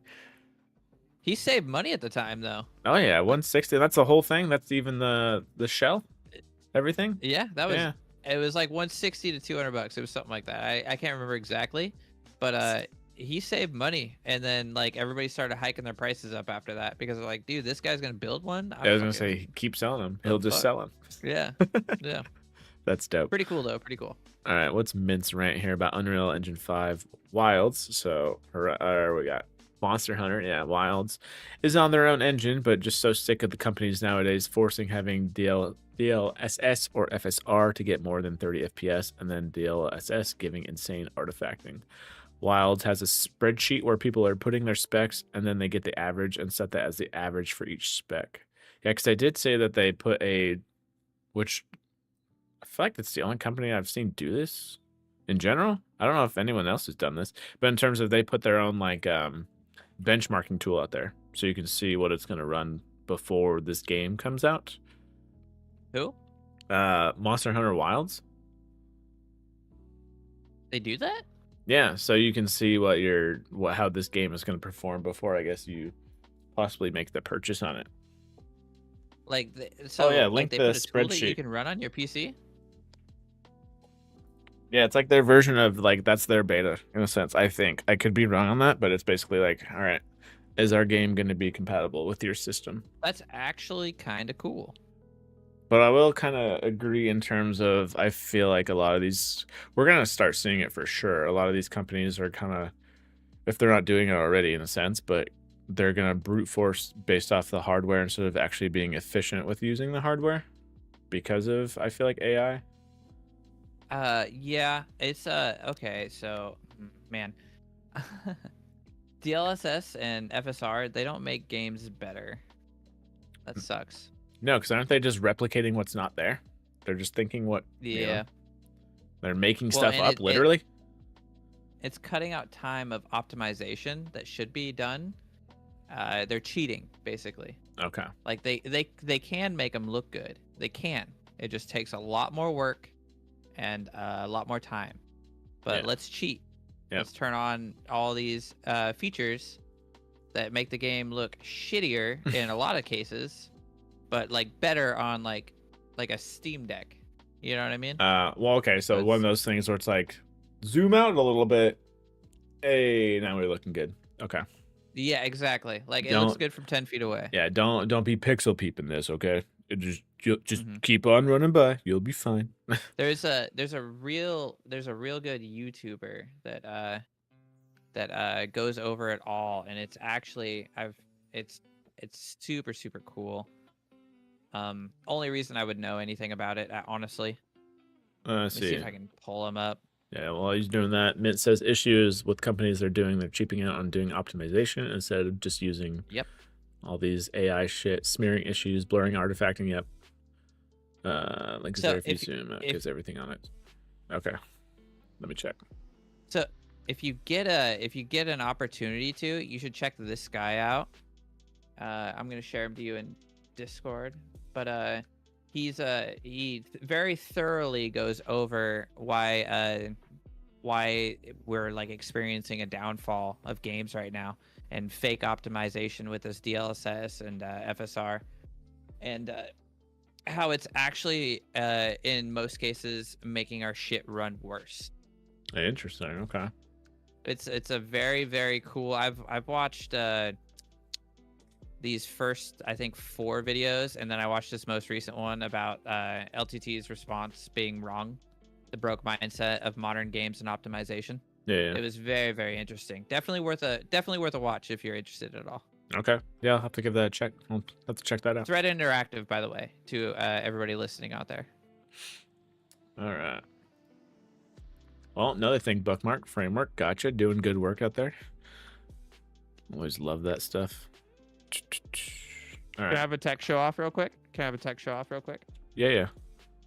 We'll pause for a second. I'm going to show off a little bit of tech that I've gotten recently. Yep. Do it. Tech Flex.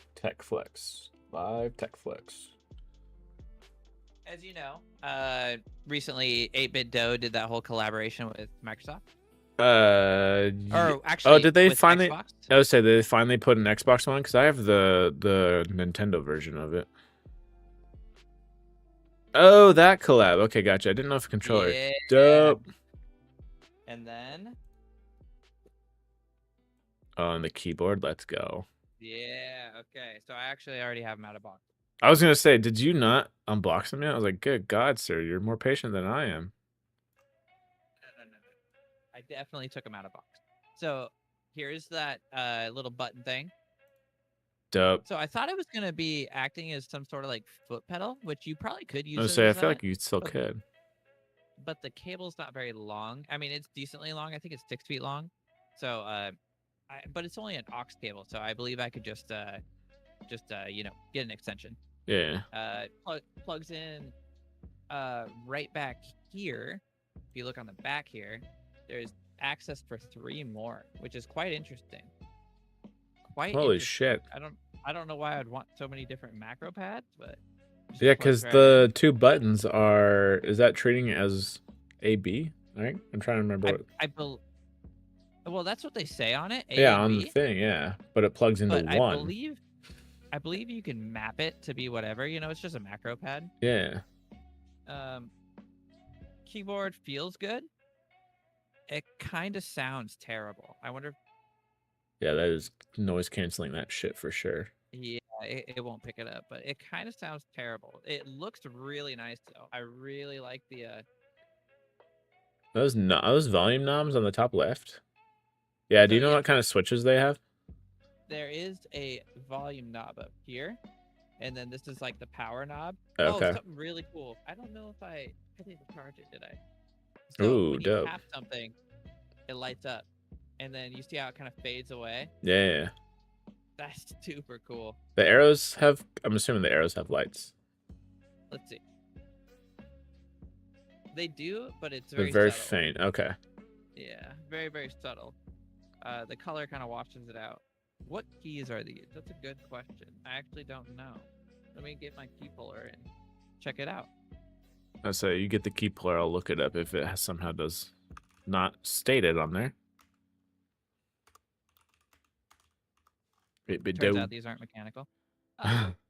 It says mechanical in the frickin' name. It better. Yeah. Jellyfish X switches. That's what Google's saying / mint. So that's probably what they are. I've never seen these keys before. I'm not gonna lie.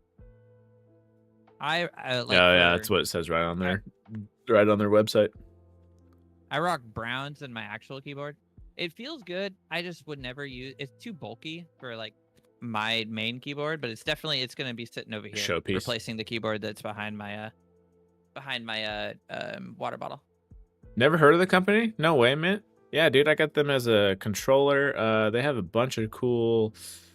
Oh man, I feel like they're really good about hitting nostalgia features. They have those mini controllers that do like for Nintendo and whatever not. I feel like they were mostly Nintendo stuff, and then obviously yeah, you do have the Xbox keyboard and shit and whatever not. That mouse is dope. Do you have that mouse unboxed? Yep, I'm about to show that off now. So the mouse is actually my favorite part, and this I may.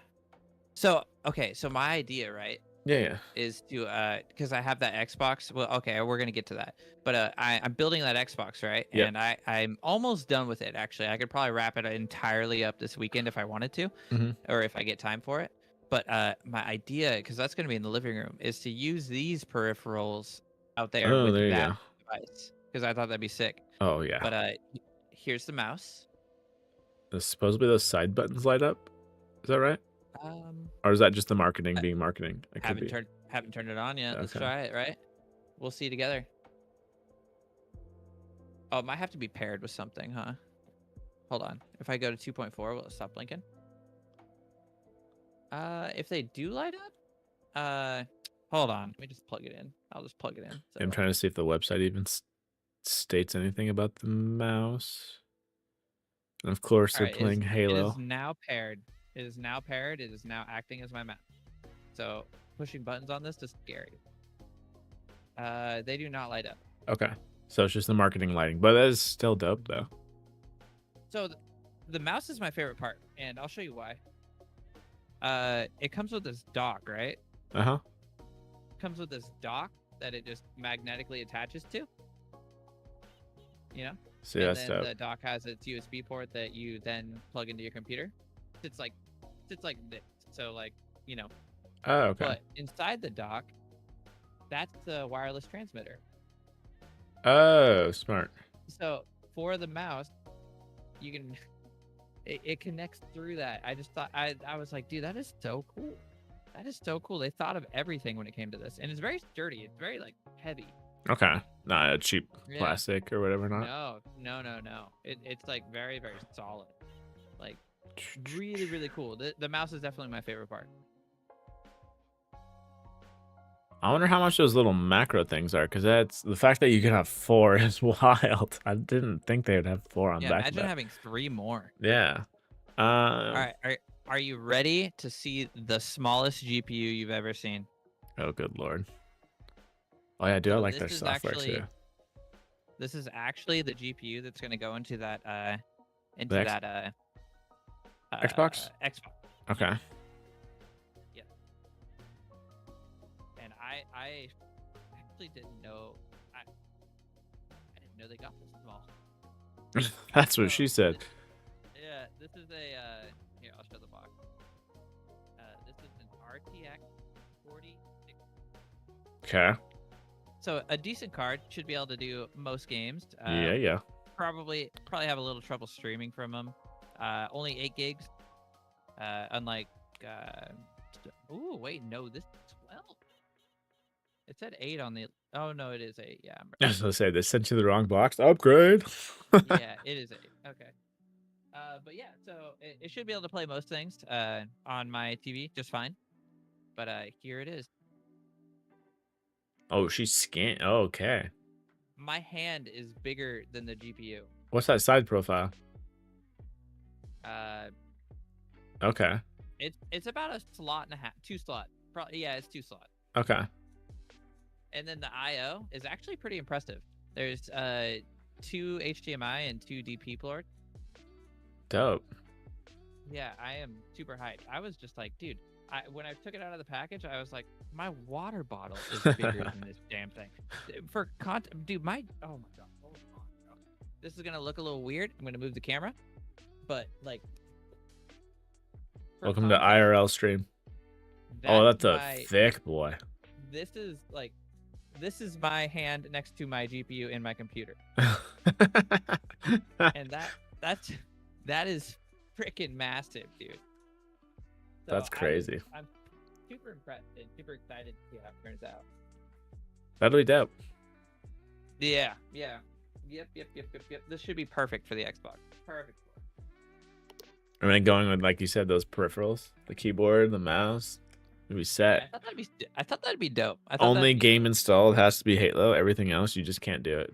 The only thing I will say is, because I'm like looking at the marketing and everything for it on their website, and obviously everything is just old school Xbox, and they have briefly in some of these images here. I'm kind of sad that they missed out on the white and the black button. I feel like they could have put that on there somewhere. They have the Xbox logo, which is dope. It'd be kind of cool if you could have it, I don't know, if it turned on, if there was a thing where you had a different, it came with like the boot up menu or something like that, or the sound effect for it, but. Yeah, that's not there. We got a couple different modes there. That's interesting because they could have done it. They could have easily done it. So there's like you got the Xbox button, and then there's like I'm trying to get this off, but it looks like there's 2. Oh no, that's not buttons. They definitely could have done it though. Of course they do that for that. Kind of wish they didn't do that with new members. Because on their website, it says I guess it's your own giveaway if you want to give it away or to a relative, whatever not. But I'm assuming you got your 1 month free of PC Game Pass then? Or at least a code for it? Because it's supposed to. Okay. I think I got one with each. Oh, with each? Okay, dope. What? I'm trying to think. What game is that? Yeah. I'm trying to think, like, is that Infinite? Oh, that's Infinite that they're showing. They're showing you play Infinite and not the OG Halo? Okay, that's a disgrace. Oh, man. That's funny. I'll be playing the OG Halo for sure. And then they got Halo 4 back in there. They got Halo 1 right there. Okay, so they're showing everything. Pretty cool though, huh? That's thought that dope. was pretty sick. I unboxed that. I was like, dude. See, it makes sense with Xbox, even though I guess technically if they made one for PlayStation or whatever, not, it would probably still sell, but it's not. Oh, it's still like gold. It's not as geared towards a PC, but people just love the color combos and I guess the attention to detail. I will say though that mouse will not be replacing my glorious Model O wireless. It's not going to be your main? No,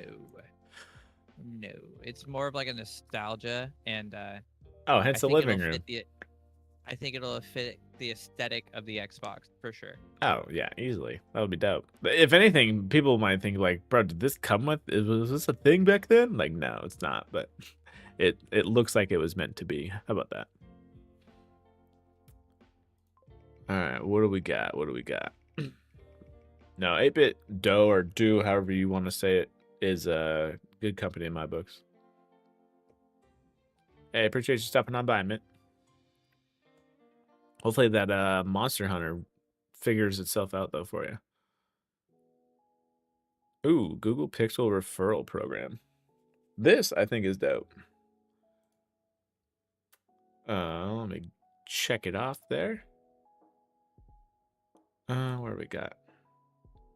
So basically, long story short kind of stuff, it allows people to, what do you get? You get 10% off a Pixel phone. Obviously not when it's first released or anything like that. But you do get to earn, for a friend at least, you can earn $50 in Google Store credits for each friend who buys one. You get up to $500 worth of store credits, so you get 10 codes. But yeah, it's a win-win for anyone even thinking about buying a Pixel or anything like that, and I don't see why that's a bad thing. And the funny thing is, when I was reading the fine print of this, is it goes until like July 1st. I don't know why you would have a cutoff. It's kind of interesting, but did you tap that mic? Hello? There you go. Have you already made money? No, it's 0 out of 5. Oh, is this just you sending out the referrals? No, not even sending. So you like, I was like, oh, does it like get rid of them or something? But I clicked on all, because you're allowed 10 of them, and you can click on them and they just populate all the codes. And it's one of those, honestly, it's one of those things where if this gets blasted online, like, who cares? Like, it's not a doxing thing or whatever. Yeah, it's like first come, first serve. Yeah. You get money. Yeah. So first come, first serve kind of thing. But yeah, until July 1st or whatever. The account that I have linked to this browser right now is not an account that owns a Pixel, so it said I wasn't available for a referral program. Do you have to own a Pixel to be a part of this? It says you are not eligible for the referral program. For each friend who buys one, get 10 friends to buy a Pixel. You earn up to $500. 1 code per referral. Codes can only be used if the recipient has a Google account and is signed in. That's all it says. How do I track? When do they expire?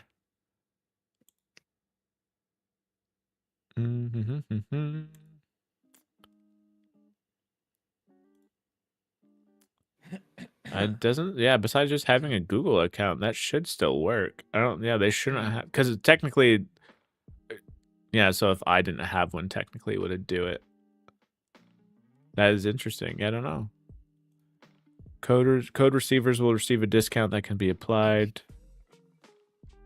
Code givers will receive Google Store credit. Yeah, it doesn't say anything about having to own the device already, unless it's very just deep into this. Like into the fine print. If you received an email to participate in the referral program, congrats, you're in. If you did not, we plan to extend eligibility in the future. I wonder if it's because they know of someone having a Pixel they send this out to. So I was able to see and access the referral program on my main account, but not on this secondary account. Interesting. So like if I were to swap back, which I'm not going to do right now actually, because it has a lot of my personal information on it. Yeah. But I was able to see it, and I was able to see like bar and here you go. jazz. To be eligible to refer a friend as a code giver, you must be opted in to receive Pixel emails as of the launch of this program and be an existing Pixel 7, 7 Pro, 7a, 8, all the way up to 9 Pro Fold owner prior to the launch of the program. So yes, you do have to own the device itself. So, okay, that's how they get you. Yep. That's not really a got though. That makes sense, honestly. Hell, if granted, iPhone doesn't have to do this, but if iPhone had this would be an easy dunk to get some easy dub to get some app credits or whatever. Not. This is really it's really cool. It's a really cool idea. It's really hard for like anybody I know around me to break the Apple sphere. Well, not only that, So, but like, even for like our own Google sphere, like unless a new phone is coming out, like how at least average wise, whatever. Now, how long does the average person keep their phone? Like years. It's like this expires in July, so unless someone's like 2-3 years about to go buy, the latest Pixel or whatever, not then during the spring Generally, they buy them from the carrier too. They don't buy them from the Google store. Yeah, a lot of people don't buy stuff on iPhone store. No. Yeah. Like Heather or my wife's mom got a Pixel 9 as well when we got ours. Okay. And I was telling her that you can save X amount of money if you went on the Google store, because at the time we bought them, they were on like their Black Friday sale. And she decided to still buy it through T-Mobile, and I was like, oh, okay. Yeah. When someone's, I don't know, when certain people have certain comfortability with tech purchases, it's like, all right, whatever. But like, it's just easier, Well, yeah, and it's like, almost one of those points. Store. It's like, I'll buy it for you. Not, well, I'll use your money to buy it, whatever. Not, but like, if you're that worried about it, let me just purchase it. And you can set it up, or I set it up, whatever. Not, family tech support kind of status, and then go from there. I actually tried to get her and her. I tried to get her mom and her brother to switch to Google Fi because they were tired of T-Mobile, and like dicking them around. I was like, try Google Fi. You get T-Mobile service, and I'll put you on our plan. It'll be pretty cheap. Don't worry about it. Oh, if you're already put on a plan too, that makes it easy. You're done within that day. But for some people, it's just hard. It's hard to like change because they don't. They're like, I haven't heard of Google Fi, and I'm like, dude, I've had it for like 5 years now or something like that, and it's been great. I haven't had a single issue with it. But before we step away from the Google and Pixel talk, did you see that the Pixel 9 Pro owners are showing that the rear camera bump has started to pull away from the phone? No way. That's two things that Google has done wrong. I'll share this in the Discord real quick. The Pro Fold, and then the update to the 4 or 4A or whatever with their whole battery thing. I will say it's not happening to me. I'm about to pull my case off and show that it's not happening to me currently. I did check when I saw this article initially. I don't think it was the exact one I saw, but yeah, it's not happening to me yet. But I am fairly gentle with my main phone. My extra phone I'm not as gentle with, but my main phone, my new bitch, I'm fairly gentle with. I don't really like put it in my back pocket and sit down. I don't like to throw it. I'll throw it on the bed, but I won't like, you know what I mean? Yeah. So it doesn't experience like extreme abuse. So I don't know what level of abuse it would take to achieve this, but yeah, a lot of people are reporting that the camera bump's pulling away. It looks like they're bending their phone. It looks like they're just like bending it and breaking the clip that's holding it in or something. I'm not. And the fact that they said supposedly that it's been used with a case ever since. I'm just curious. How did it even pull away with a case on there? I don't know, man. That's crazy though. Okay. Well, it does say the owner does hint that the Pixel 9 Pro has a few encounters with water, which might have softened the adhesive, keeping the camera bump held in place. Water shouldn't do that though to that adhesive, especially when they're supposed to be whatever, at least water resistant for up to a few feet. I thought. Yeah, that would be.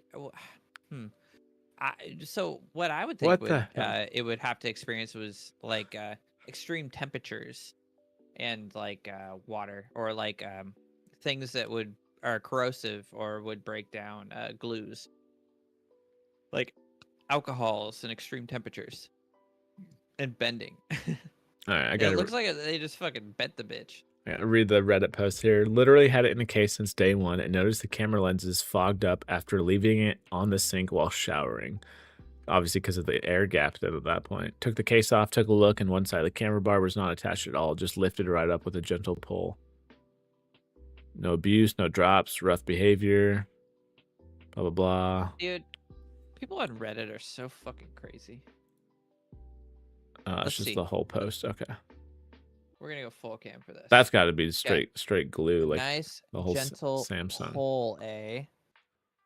As you pop it. That would be crazy. I'm trying to get my nail underneath it. I have warranty as you're doing it online. That's a good point. I don't think there's. You'd have to cut that seal. Yeah, I don't know how that would. There's no way. And he did it on this side, the side with the. Well, he didn't do it. I don't know that he. Yeah, I don't know that he did it on purpose, but there's no way that that's all it's experienced, because this is always in the bathroom with me when I'm showering, playing music, and yeah, dude, people on Reddit are so fucking crazy. I feel like a case would cover that too. Just lift it right up with a gentle pull. It like hovers it, but it doesn't like lock it down. Yeah, my case doesn't cover it, but it does like stop it from taking abuse. You know what I mean? It's got a ridge there, a very hard ridge. I'd like to know. I feel like this is not a one-off, but not enough for Google to do anything about it. Apparently, it's happened on a few others too. Interesting. The Pixel 9 Pro may have a serious design issue with the phone literally, some units literally peeling apart. And then here's another example of the camera coming apart. Right there, all along that seam. I still don't think it's like a wide enough issue. No. That I think it's more user error than Google error here. We'll see though. I could be proven wrong. We'll see. Yeah, especially with glue, I guess. Good God. Wait, so he had it in a case since day one. Knows the camera lenses were fogged up while leaving it. Hey, bro. On the sink while showering. What up? Your cam right now is just me. Yeah, I know. Show them the highlights. What up? I switched to your stream and it stressed me out for a minute. I'm like, oh shit. No abuse, no drops. Just lifted it right up with a gentle pull. So I took the case off and took a look. Okay, boom. There you go. Don't take your case off, folks. No. Yeah, never take your case off. There's no fucking way. Oh, my lens is fogging up. Bro, fogged up after leaving it on the sink while showering. That's probably the only time it'd fog up. Yeah. That's probably the only reason. Take it out of there. Watch them be like, oh, how often did you have your phone next to the shower? Well, you see here, the humidity probably loosened the glue, and it's your fault. So, you know, so back in the day when we still had like a phone carrier that was cellular. Yep. My phone stopped working, and they had those little tabs. I don't know if you remember, that would change color. Okay. If it experienced water. Oh, the red tabs. Yeah.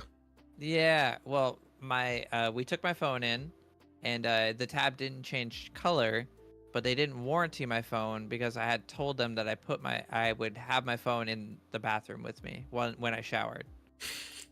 And they claimed because of the humidity, I ruined my phone. There we go. Someone's always to blame. Are you fucking kidding me? The tabs, it clearly hasn't experienced water damage. The tabs are still regular. Nope. I was so mad, bro. I was so mad. Oh man. Always something to blame. It's not our fault. Oh, straight bricked? Oh, have you read about this at all? I did not, no. It was kind of funny. I'm assuming all the people who are able to buy said GPUs, but... Alright, yeah. so bricked 5080s and 5090s. The very select few that were able to buy it can't even use them. So a lot of people sorry, I shouldn't laugh. A lot of users are reporting that their 5090s and 5080s aren't working when they plug them in, and basically bricked. Their computers aren't turning on. They're boot looping.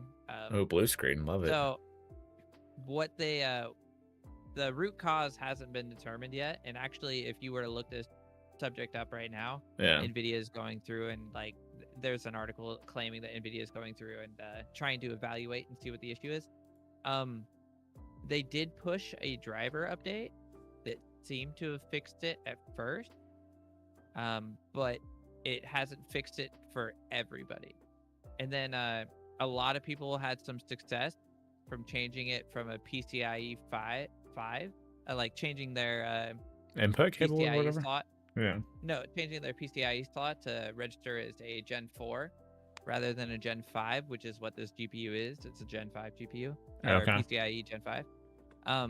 And they've had some success being able to get them to work after that, plus the new driver update.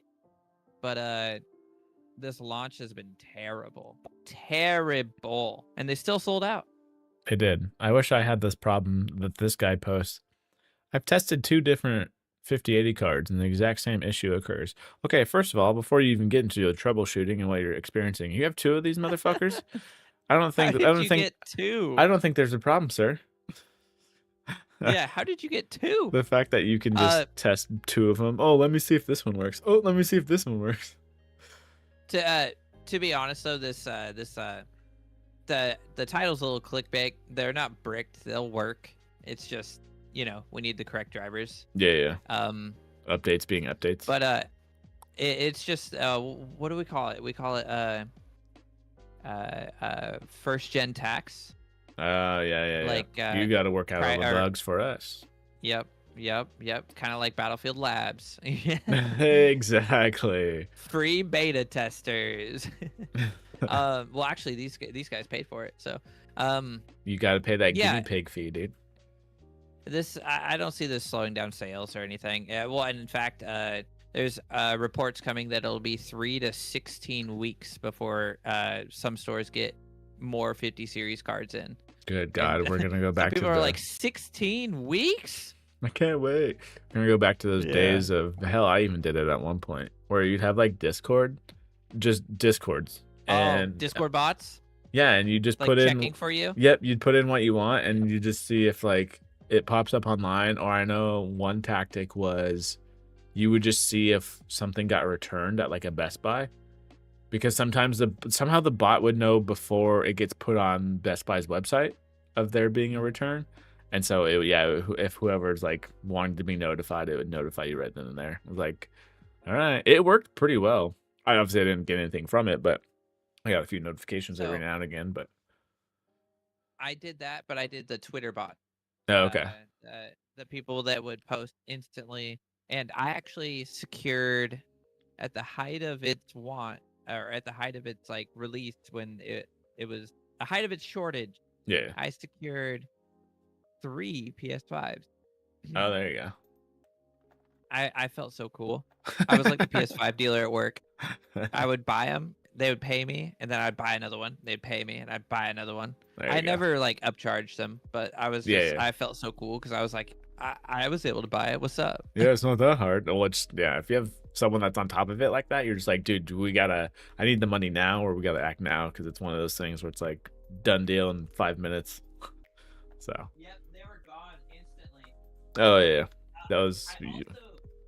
I also did that when I was building my when I was upgrading my PC the first time. Except for I used YouTube channels. They would post. There would be a YouTube channel that's live streaming constantly that would like list when things would come back in stock. It would like have a whole parts list on the main screen, and then it would go green for whatever part you were looking for, and they would list the site right underneath of where it was like in stock. That's smart. Like a live marketplace then. Okay. Dude, imagine how much he made on ad revenue. Oh God. Oh my God. If you're not monetized at that point, you definitely are. People are just watching you to fucking get that shit. Oh yeah, that'd be where it's at. Yeah. Other than that, though, I think this is just an update being an update, and like you said, paying that early access tax right now anyway. So a lot of stuff isn't gonna utilize it unless I guess you're a creator or something like that. Maybe at that point you're kind of bummed out or whatever. Not, but I don't know. Even creators, dude. Like even like people like me, you streamers, like people, they don't need a fucking 5090. Well, no, yeah. No. The people I was actually thinking of. They don't even need a 4090. The people I was thinking of like literally LTC upgraded from a 4090. So in terms of rendering speed and this and that, I'm like, when in doubt, you could be like that one dude and you have two 5080s. Oh, go back to your 4080 or whatever that you have. Like, yeah, exactly. It's not into the world. 4090s. Yeah, it is not into the world. They're all dealing with FOMO right now. They're like, fuck, that guy's got his working, but I don't got mine. Oh, speaking of the competition here, supposedly we got March is when we get our new AMD cards. Ooh, we're clicking right over to there. Yeah. Makes sense. Obviously, besides just a release date and obviously their version of DLSS kind of thing in terms of like it's just a hype article. Yeah, it's just like a hype article for the most part. So I read through this article. This title is so misleading. Or make or break the company's struggling PC gaming division. Do they not know that AMD also owns Ryzen? I know. Like the fuck. Well, a lot of it did boil down to, not a lot of it, but some of it boiled down to the hardware sales of consoles, which does take their hit a bit. But even on the PC side, anything like that, obviously Team Green has always had so superiority. If I put it in this regards, Nvidia is Apple, AMD is Google. I'd almost say on the PC side of it, though, Intel's Microsoft. Yeah, honestly. You know what's crazy though? Okay, so they all have their like things that they're really good at. Like in Intel's Arc GPUs, they have potential of being the best for streaming. Yes. The absolute best for streaming. But that comes down to platforms like implementing the feature. What's the feature called again? It starts with the A too. Basically, it takes your bit rate and chucks it in half, but for the same quality. Yes. So they have the highest potential of being the best streaming GPUs, but it'll take somebody to be able to do that. AMD's GPUs, they just slam that bitch with RAM. Oh, There's like, God. Boom, 24 VRAM gigs, galore. boom, 32 gigs, and they have so much power. Yeah. I'm not sure if it comes down to like because AMD software has gotten a lot better actually. I don't know the last time you used an AMD GPU, but just a 50. I've used one probably like a year ago. Well, okay, I didn't use it, but I got to play around with the software of one probably about a year ago. And it's gotten a lot better. Like the Radeon software is much more like fluid now. Yeah. I wonder if it comes down to just game manufacturers just like not optimizing for their GPUs as much as they do for Nvidia's due to Nvidia's popularity. Probably plays a factor on it. It's kind of how like these, webcam or whatever, it's the same app. They perform different on different devices, iPhone versus Android, and that kind of status and whatever not. There's got to be some science in the background. It is kind of crazy that you're using Droid Cam. I know, on on an an iPhone. iPhone. Yeah, I thought that was weird. I was like, is this on Yeah. iPhone? And yeah, lo and behold, it was like right below that other I app and whatever not. I was like, okay.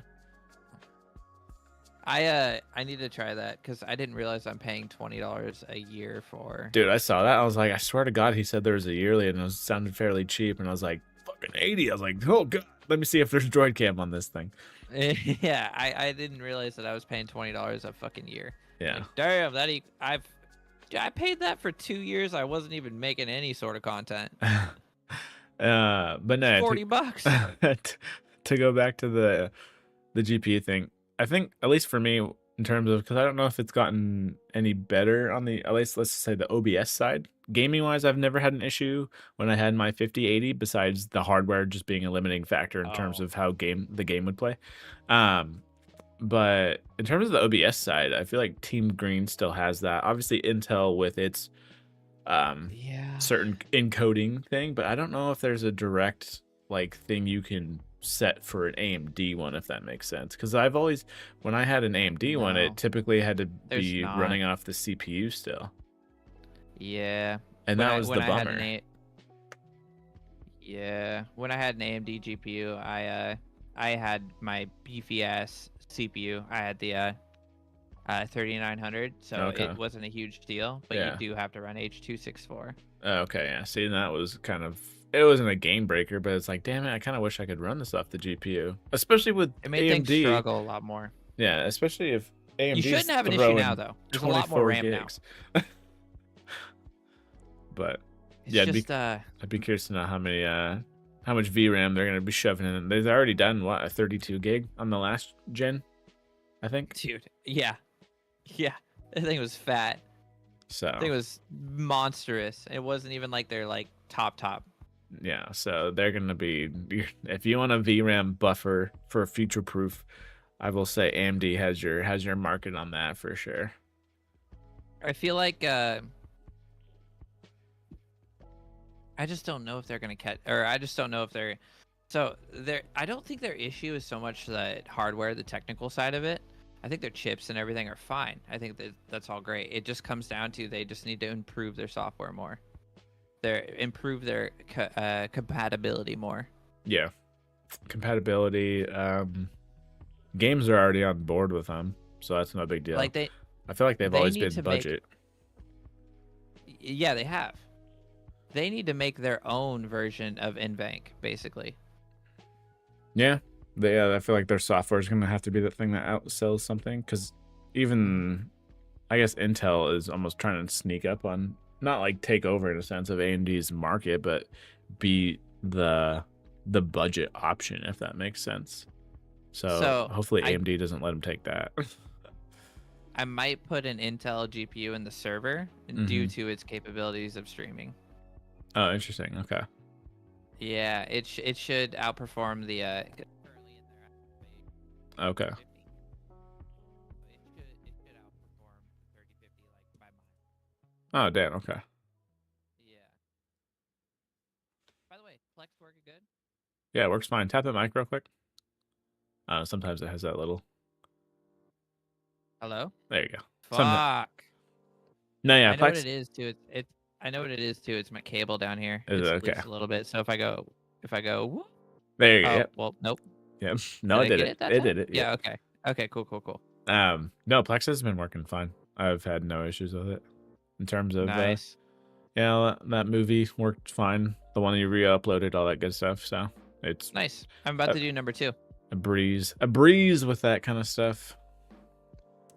Let's see here. What else we got? Anybody out there interested in hosting their own media server? Plex versus Jellyfin. Quick review. One feature I like from Jellyfin, but I'll let you go. I used I used Jellyfin for, was it about almost 3 years? Yeah.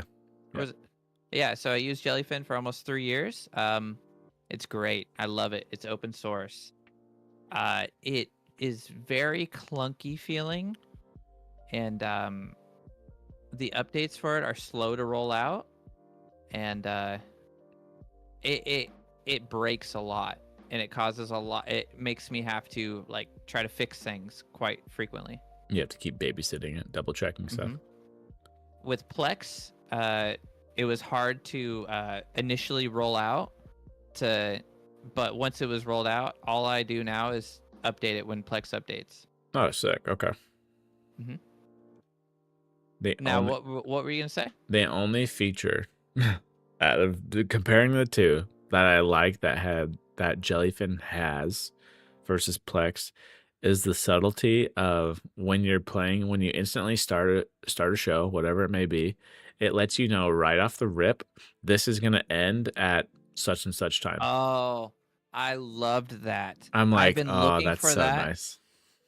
I've been looking for that as a plugin for Plex for a while, and I think I found it. Okay, because that's the only thing. Yeah. I'm like, everything plays smooth. I don't have to like do the whole like back out, then replay it kind of thing to finally get it to freaking play my episode or whatever not.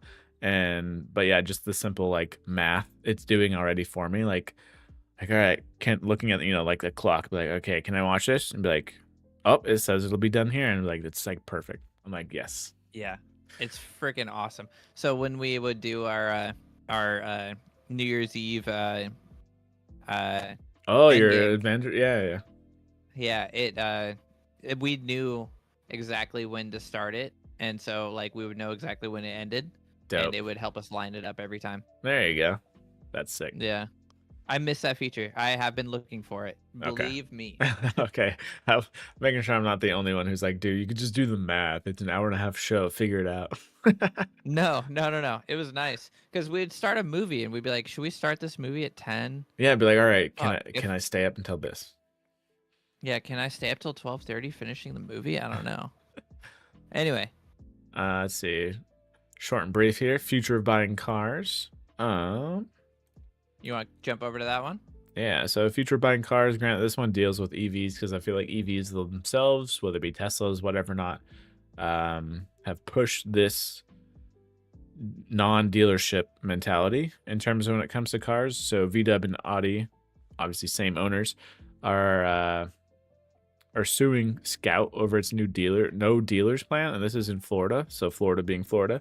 The funny thing is that Tesla and Rivian have already gotten away with being able to sell with a no dealership for a while now. So if anything, I just feel like in Florida though? Yeah, in Florida. So I feel like whatever VW and Audi, they're just going to look at what Tesla and Rivian has done, and they're just going to copy paste kind of thing. That way they did, unless Florida just does it for everyone. Yeah. So it's kind of interesting, but it kind of reminds me of if you're suing VW for this, how the hell does it work unless it's banned in Florida as well? So on Amazon partnered with Hyundai. You can actually buy a Hyundai vehicle, like I believe right now. On Amazon? On Amazon. Amazon Autos is a thing. And so, yeah, they partnered with them so far. But the fact that you can buy a car through Amazon is wild. So I just did not know you could do that. And I surf Amazon every day. Yeah. So a lot of people, would complain about, maybe their spouse or whatever not, doing those midnight Amazon purchases where it's like, bro, where's this money coming from? But can you imagine a car pulls up and be like, oh yeah, can you sign here real quick? But like, good God, man. $30,000 company card and go buy me a car. Yeah, $30,000 in debt with a instant buy now Amazon option. But I know, and you're buying now Amazon's credit card. Yeah, exactly. Do you want this Prime delivered, or do you want? If you sign up with an Amazon card, you'll get $1 back, or if you push it back 2 days, you'll get $1 in refund cash. But yeah, I think this is definitely the way to go. Unless the only way I can see dealers existing, obviously with older generations, again, that whole like phone mentality, people don't want to change it up. So if they're used to buying a car from an actual dealership, they're going to do that for the rest of their life, no matter what. Whereas maybe our generation or even younger at this point, we're used to buying stuff online. So as long as it there's a typical, I don't know what Amazon's is, but like I want to say even with like Teslas and whatnot, you buy it online, it gets sent to a dealership, but then you go to that same dealership, you check it out with someone, and then you negotiate, not price, because the price is already done, but you negotiate if anything needs to be fixed, because then they can just do it there. But Yep. So this actually, what you're saying right now, actually slapped me hard last week. Not this last week, but the week before. We have this old man we work with, right? This old man, and he went to go buy a portable monitor, like one of those, like just a screen, like this, like a little display that you yeah, can take with you wherever you go, okay, or like a laptop or something. And I was saying, yeah, you can get one pretty cheap on Amazon for like, you know, like $100. You can get a really nice one. He's like, I don't do that Amazon shit. And I'm like, okay. I mean, where do you go? Circuit City? You might be able to find one locally. He's like, I'm sure I can get one at Best Buy. So he goes to Best Buy and buys one, and it was like $230. And it was like, he brings it to work, and it turns out it won't work for what he wanted it to do. And I was like, well, wish you bought it on Amazon now, huh? Did you keep the receipt, good sir? Because at that point, yeah. Well, first of all, I feel like that's also up to him in terms of explaining what he wants it to do. That could be on the seller too, but still. Just so funny that, like, I mean, I can't say that it would be easier to return from Amazon. It is kind of much more of a hassle. But if he would have bought it on Amazon, it would have been cheaper, and I probably would have bought it from him, because he would have not really lost money. I would have given him $100 for it. Well, I want another one, you know? Why didn't he ask you? he did. That's the thing. Yeah, but for like, I said you should. He should have took it. Worked. Yeah, he should have took it further and treated you like the goddamn salesman and be like, "Hey, I'm looking for this. I want it to do this. What do you recommend?" Even though he might not believe in buying Amazon, he still wants the thing that he needs it for, I would assume, so he could get rid of that Amazon. You know what's funny is he could have told me what he was trying to do with it, and I could have told him right away that it wouldn't have worked. Probably, that's what I'm saying. He could have avoided a whole thing. What he wanted to do was he wanted to hook his phone to it. He wanted to hook his phone as like an external display, have a bigger phone to watch videos on. Most phones can do this. I believe even my Pixel can do this. Okay. Well, not even, because the Pixel should be able to do it, but I believe most phones can do this. But he has a Samsung phone, which you would think would be able to do it, being Samsung Dex and all that stuff. Yeah. But he has one of the Samsung like budget phones. Oh, like Samsung the A budget whatever. Phones. Yes, and Samsung budget phones cannot do that. You cannot hook up an external display. So I could have told him that, but he didn't ask. Maybe I'm more curious on what he's trying to do. He wants to make his phone screen bigger. I'm just almost thinking it from the side of like casting it. He's old. He's old. That's what I'm saying. Like plug into to watch a bigger video. So Fire TV stick, or I'm almost thinking more of a streaming device like that instead of a whole different monitor. Well, this is for at work. He wanted to have it like at work to be able to like watch stuff. You know what I mean? He wanted to have like his phone and be able to like have, because he has like his own little area. Yeah. And he wanted to have that screen in his own little area because he takes breaks in his little area. So let me introduce you to this trifold phone. It's only $2,400. Just kidding. Yeah, and that'll definitely that'll do what you need to. And don't you worry, sir. It's not from Amazon. No, that was so funny. I don't do that. I don't order shit online. I'm like, okay. Yeah. If anything, you know what's, when I was originally shopping for my wife's wedding ring, I was considering ordering it offline. As long as my personal thing, as long as the warranty or / return thing is like okay in your books, then I think that's completely fine to spend said money. The only issue I would see is make sure, obviously, the reviews, make sure the site's good. Well, in the site. Yeah, because you don't want to be giving your money away at that point. That's the only that. When I told that to my mom, she was like, "Are you crazy?" And I was like, "Mom, you've been scammed twice by people selling dogs that aren't actually selling dogs. No. Don't you tell me." Well, Don't you tell me. I'd want to say that one of the first one that comes to my head in terms of like one of the biggest online She could be watching right now. I'm sorry, jewelry Mom. thing I love you. is the one that comes to my mind is Brilliant. I know they get plastered all over the place for jewelry stuff, whatever not, but I don't know whether it be in person. I know some people it's definitely a control thing, which makes complete sense. Yes. Yes. In terms of, and it'll depend on what you want to do out of said product or anything like that, but still. It was just so hard to find the specific style that I was looking for, but so much easier to find it online. I'm glad I waited. I ended up getting a really good deal on the ring that she has now. But and I love the ring she has now. But and she loves it too. But it was just like that was actually the only. She doesn't know this. She might be listening right now. But that was the only reason it took me so long, was because I couldn't find a cushion cut amethyst ring that was white gold and had like some sort of chain links on the sides. See, there you go. Okay, there you go. Custom. Yeah. Yeah, but this ring pretty much matched what I envisioned in my head. There you go. But so I'm glad I ended up not doing it. But at the same time, I don't have any issue ordering that kind of stuff online as long as I do the due diligence beforehand. Yeah, you're not just willy-nilly like, all right, I'm spending something now. It's like, all right, I'm taking my time. I'm doing my biggest piece. I'm doing my research and going from there.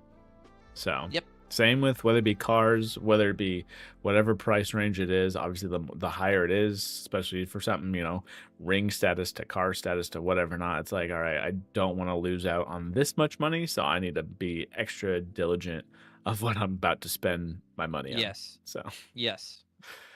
Whenever I'm making a big purchase, I always I fight with myself about making the purchase.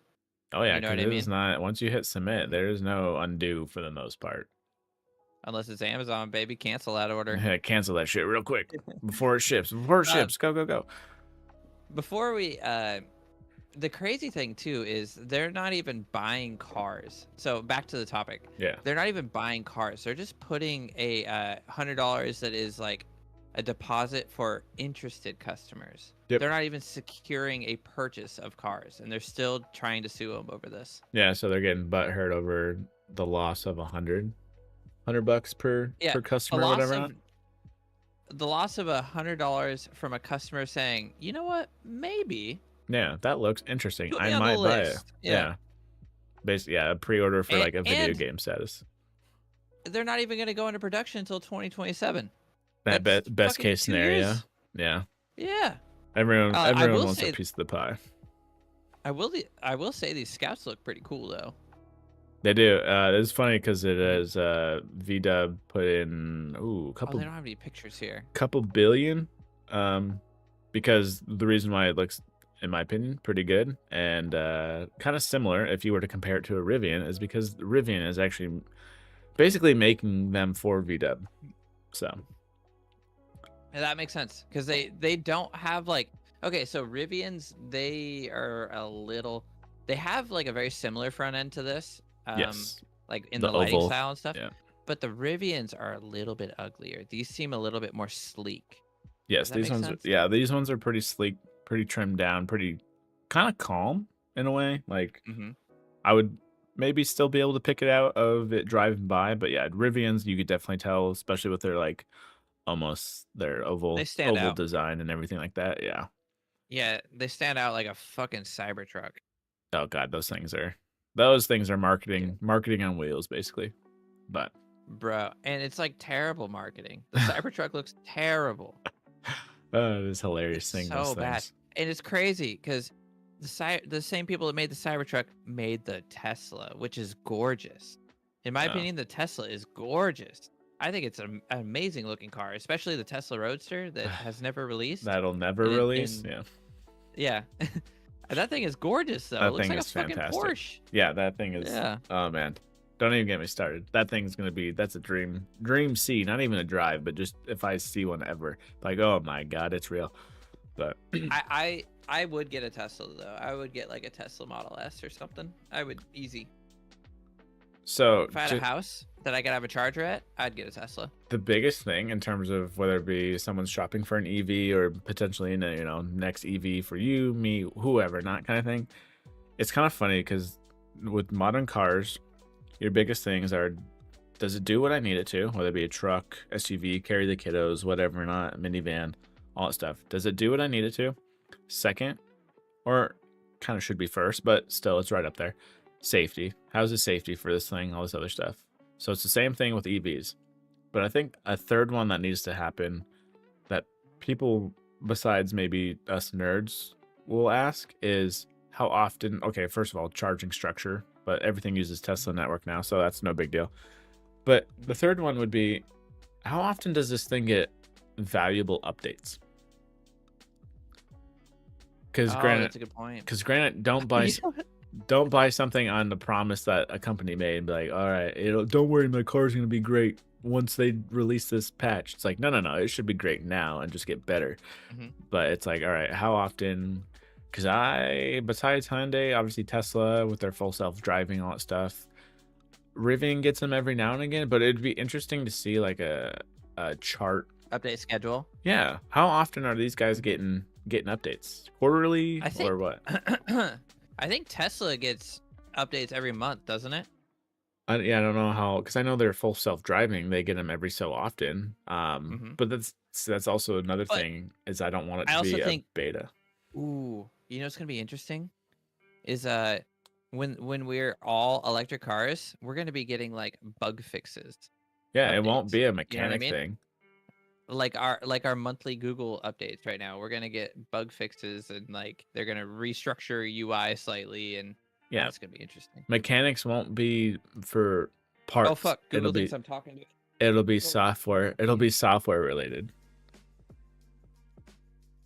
No, I don't. Shit. I don't know, Jimmy. But you know what's crazy too? Unless you meant if I speed. buy another engine-powered car, it is going to be a Toyota.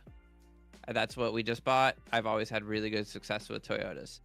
But when you're going into the EV space, it's like there's no brand loyalty. Yeah, it's hard because everyone's now a diehard. I actually don't mind. It's hard too because of pricing.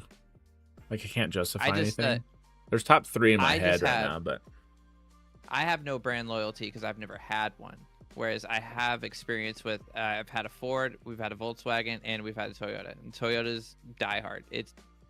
I ran that bitch on no oil. You know what I mean? And that's why I feel like Toyota can get away with not having one right now. Because as soon as they do, people just transfer over to that one, no matter what the competition's doing over.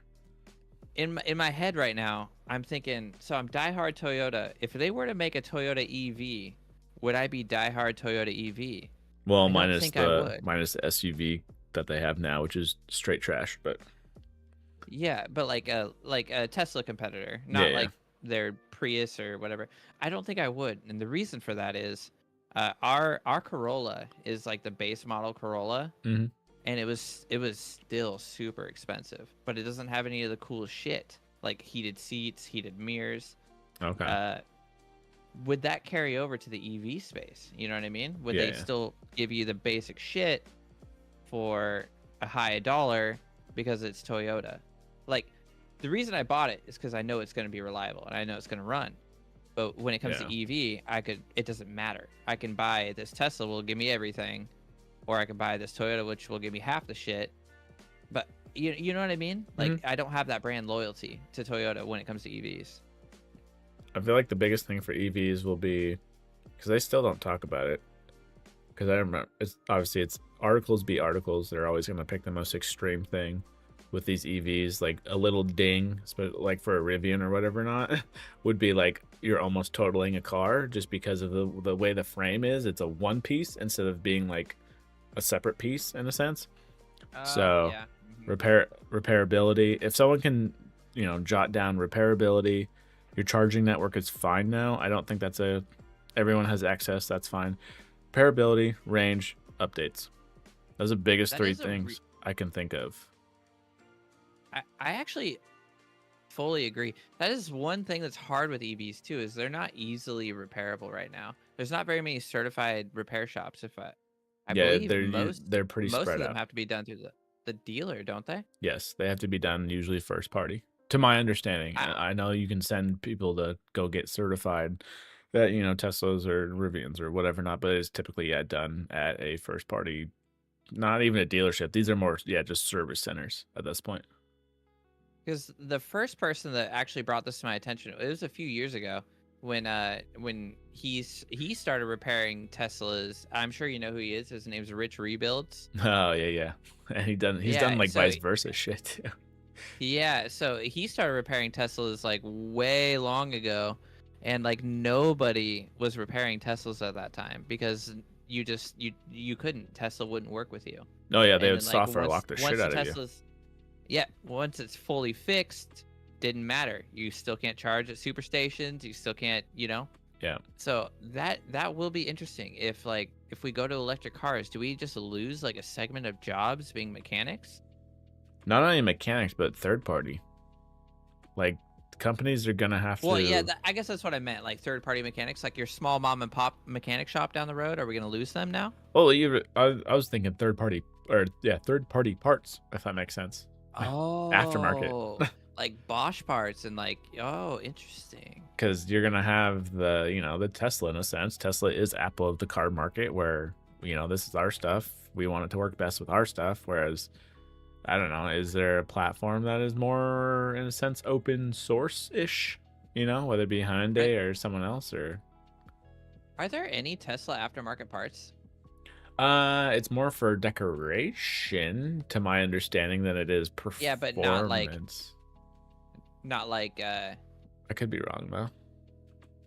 Not like a updated. Well, their display is pretty fucking nice, actually.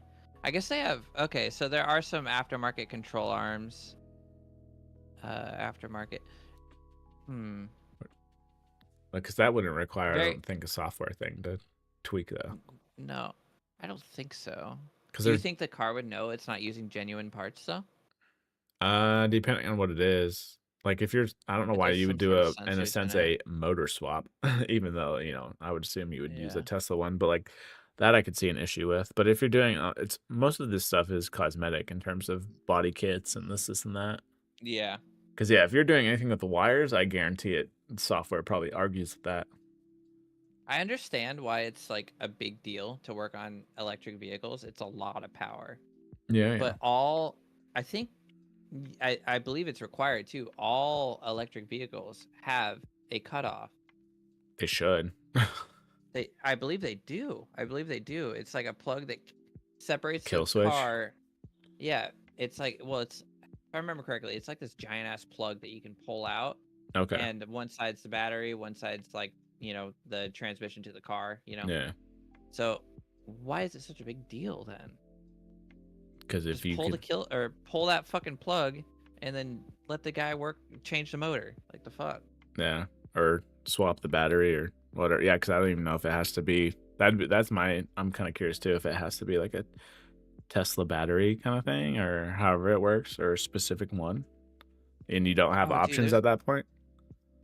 Damn, I don't think I'll be able to find it.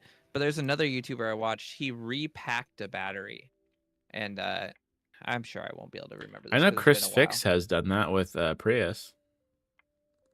If you've ever seen his stuff, that's a Prius though, but still not as software intense. That one, but I'm sure it's similar. Well, this one wasn't very software intense either. It was a very old electric car that they just didn't make batteries for anymore. But yeah, that process was intense though. Like breaking the cell apart, replacing the sheets in the middle. I was like, whew, that's scary. Yeah, because I see it going both ways. With my question about how often does this get update, I could see someone not wanting that, because can you imagine if it was somewhat drastic enough? Well, either bricked, not only that, but it's like you go into your car, you power it on, whatever not, and you come out and the UI is slightly changed, and you're like, God damn it, I don't want to keep having to relearn my car, that kind of thing. Yeah. Or it's like your computer, and it's like, please don't shut me off. Yeah, we're rebooting. It's like a really long update, or like in a really slow internet area, and it takes all fucking night to update or something. Yeah.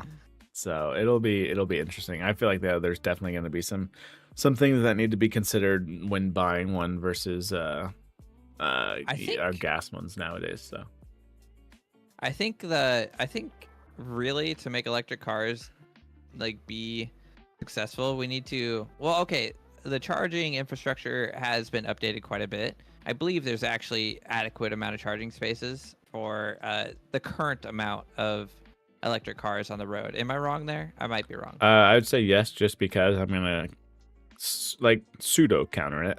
Every house is a charging station.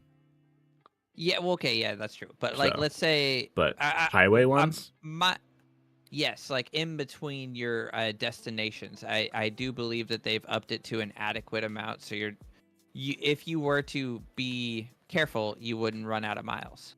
Because everyone went to the Tesla charger, yes. If they still haven't, I'd say no. But fuck. Yeah, I forgot where I was going with this. Oh, to make them more pleasable, adaptable, whatever not. Yeah, probably. It just I don't know. Oh no, I know where I was going with this. I believe so the charging issue I believe has been solved. I think the big issue now is there's still a lot of area that does not have connectivity. Yeah. Because you don't want to network connectivity. And in those areas, how are you going to do a software update? True. Ooh, that would be kind of well, I guess you wouldn't want to do that at a charger. I was going to say, if you could do that at a charger, then you're there for 30 minutes, but the goal eventually is not to be there for 30 minutes. You think that's his goal with Starlink? To eventually put Starlink on top of the Teslas so they're just always connected? You could. Like build it into the roof of the Tesla? That would be interesting. So much connectivity. Yeah, you're just always connected. Oh my goddamn. Well, that would like alleviate the update issue. That would alleviate like all of that. Yeah, true. Because I always forget. Yeah, the I guess the BFE scenario with any electric vehicle, honestly. Dude. Yeah, Jensen, he has no internet at his house. Well, okay, no, that's a lie. He has Starlink, but other than that, no internet. Like you can't get your phone, you can't get nothing. That is the definition of BFE then. Okay. That's a whole new. It's really not that far out there either. Interesting. That was a whole new. How far out until you start receiving stuff? I guess. A couple miles. So it's about it's probably like 2-3 miles, like back into town. Yeah. Okay. He's only like maybe 5-6 miles outside of town though. Honestly. That is interesting. He's like right on the edge. I'll show. I'll drop a pin on a map and I'll send it to your Discord and you'll know like kind of what I'm talking about. Okay. Interesting. Yeah, it'll be EVs will be a learning curve for sure to kind of wrap that all up though. Let's see. We'll get into drag that out. My bad. Oh, you're good, dog. It's a topic. Just talking it out. We'll go with Gemini and then we'll end it with GTA 6 just because I have a kind of a somewhat of a we'll see if it's a hot take or not, but all right. Gemini. Available now for everyone. Google exclusive. World premiere. I've actually used Gemini quite a bit, and I think it's pretty cool. They've like added it to your Gmail box now. You can have it like summarize an email or I saw it in our doc. All that jazz. Actually, I wanted to test that. Yeah, Can it summarize our doc? That's what it says. It might try. I don't know if you can highlight and summarize. You could try that or summarize the whole thing. Because I'll probably use that for the reason why I have them dated and everything. Because at the end of the year, I'm kind of want that look back. What all happened? Oh yeah. So. That'd be crazy if we actually do this all year. 1 year later. Yeah, that'd be insane. But okay, so. Yeah, they just released Gemini 2.0. Perfect timing with DeepSeek coming out. Of course they're going to release something new. The new ChatGPT 3.0A mini, whatever the fuck. All the letters of the A B C D E F G. Yeah. Next time, won't you AI with me? Yeah. I don't have too much to say about this other than it's more powerful. That's about it. Are you going to see that power when asking a question? Probably not. No, because my question's going to be stupid easy. Yep, exactly. If you're asking it even coding questions, most likely not, because your coding questions are most likely simple. I don't know exactly where it requires more power. Maybe it's when it's like summarizing like 2,000 emails or something. Maybe they're going to eventually do like summarize my entire text messages, like summarize all of my them. life. Yeah. Maybe that'll be a feature. I don't processing power. I'm not entirely sure what they need more for, because it seems to do just more fine equals with better. what it has. Yeah, that's what they until say. you justify it. Yeah. And yet we still can't cool. crop out a chain link fence. Thanks Google in our photos. I think it's cool. I'm not sure the necessity behind it. I haven't tested it myself. At least 2.0. I haven't tested it myself. I have used Gemini quite a few times, but maybe I have. I don't know. I don't remember testing it today. So trying to read to see if there's any improvement. Obviously, besides how many tokens you can use, obviously how much it can search, all this other stuff. Yeah, but that all seems kind of like unnecessary. Well, so there's one really cool thing that Gemini and ChatGPT don't do that DeepSeek does do, and I obviously can't do it because I don't have an account. Into the deep. Ooh. Yeah, because you need to like set up an account for DeepSeek, and I didn't want to go through all that effort. But if you actually do a DeepSeek search, you can make it break down its thought process behind the information it's giving you, which is actually really cool. I thought I saw an article where it said, I didn't know if it was a 2.0 version, but I thought it had a thing where where it would like show you it. Let's try it. Gemini 2.0 flash thinking is an experimental model that's trained to generate the thinking process the model goes through as part of its response. I don't know if it like shows it per se, but 15 Pro. So let me see here. Yeah, I see. I can't find an option. Oh wait, so this is 2 months ago on an OpenAI Reddit post. Reasoning model by Google, super impressive. OpenAI is very much behind. Access for free via studio.google.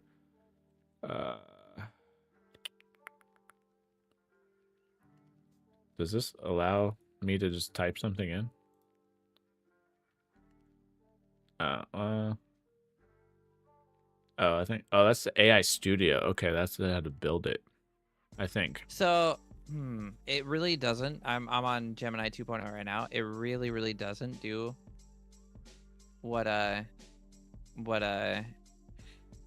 DeepSeek does. Yeah. Okay. Down.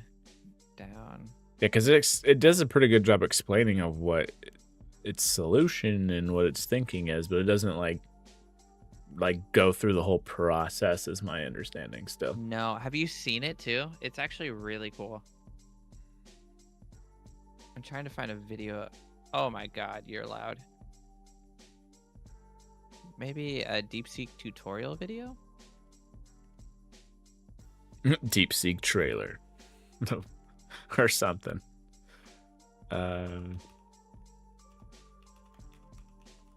So, man, you can see it. This guy didn't turn it on, but you can see it. Oh, wait. He did turn it on right here. Okay, so he turns on this deep think right here. You can see it's lit up. And then this is it breaking down why it's giving him the answer it is. Oh, okay. So this is its thoughts, DeepSeek's thoughts. And then it goes through all that and then it gives you its answer. This is what generally only Gemini and ChatGPT would give you, is just the answer. It doesn't tell you how it got to that answer, got there. Which I actually think is super fucking cool. And it would be nice too if they give you, I guess, maybe the option. Some people might not care about that. It's like, just get to the point. But when some people actually want to use AI, I guess, to learn, then that is a dope feature then. Yeah, I thought that was cool. But yeah, Gemini 2.0 should be cool. Maybe we'll see. Dude, they're creeping. Did you see the article where UW and Stanford research made I think it's hard to claim when you've made an AI thing, because at this point I feel like it's making AI models instead of making the AI, if that makes any sense. Yeah, but they made basically, let's just say, a model. I'm like dumbing this down a lot, but they made a model for like $50. Oh, really? Yeah, which I'm thinking that we're just gonna get to the point where if something got so good at such an expensive price, then because of that speed that it took to get there, I think it just becomes faster to the point where, it just becomes cheaper. In terms of the realm of tech, that's usually how it works. In terms of $50, dude. In terms of like, we went from what? Smart that AI is. 500 million, or whatever it is, to 6 million. I think it's 500 million. Yeah, to $50 now. Like, what the fuck? That is wild. I would love to play with that AI. Where'd that price tier go? Like, what happened? Yeah, we were talking about that tier with Nintendo earlier. Poof, they fell off. Holy See shit. ya. Yeah. Oh, see man. ya. All right. Yeah. If anything, AIs get crazy fast, and it seems like crazy cheap, but we'll see. Which is good. Yeah. But also can be bad. We'll see. Yeah. All right. GTA 6. GTA 6. You start off. I'm gonna fill my water, but I'll have my headset so I can hear everything. All right. This is the most just clickable title I've ever seen, because GTA 6, that'll get some clicks for sure. And then when you say confirms game will be unplayable for millions at launch and possibly beyond, people are probably like freaking out, like, oh my god, this shit's delayed. I can't wait another year. What the hell am I supposed to spend my shark cards on? But lo and behold, and not only that, it doesn't help when this person wrote the article saying it should be a crime. But I'm gonna probably go against what he's about to say here. And luckily he starts it off, and you don't have to dig too deep, but it says millions of fans will not be playing GTA 6 at launch, and this isn't related to those who game on last-gen consoles. It will likely be the talk of social media for many months once it comes out, many years after release. GTA 5 originally released in 2013, which, holy shit, that has been a while. Good God. Let's see. Unfortunately, those who haven't upgraded to PlayStation 5 or Xbox Series X are still playing on the last-gen systems, won't be able to play GTA 6. What about PC gamers? Surely those with capable PCs can look forward to the launch of the game too, right? Well, sadly not, which I feel like a lot of PC players kind of already knew that, in terms of I don't think a GTA game has ever launched on a PC like day one. I could be wrong about that. We're not priority. Yeah, so we're not priority on that. And I don't know if this is a hot take or not, but the fact that GTA 6 is not on last gen consoles is a-okay with me. Dude, it makes so much sense to me. How long has the PS5 and Xbox been out? Xbox X been out? Like 2020, they were a pain to get. So what? 2019, 2018. Release date. What the hell do you expect? 2020. So PS5 launched in 2020.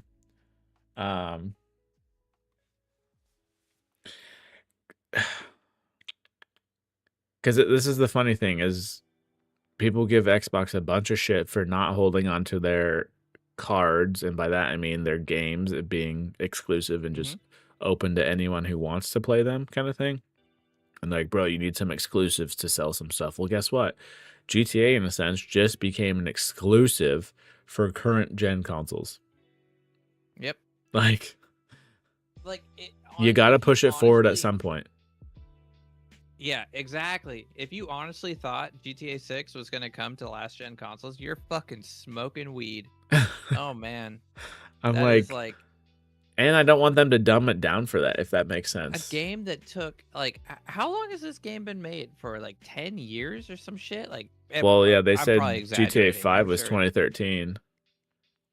Well, Yeah, and they go I'm on that definitely. back and forth cycle too. They go GTA, then they go Red Dead. Hmm. So it's been in development for at least 6 years. We'll say that 6-7 years, At least. probably longer though. Honestly. Yeah, yeah. And they're gonna put it on last gen consoles when it's 2025.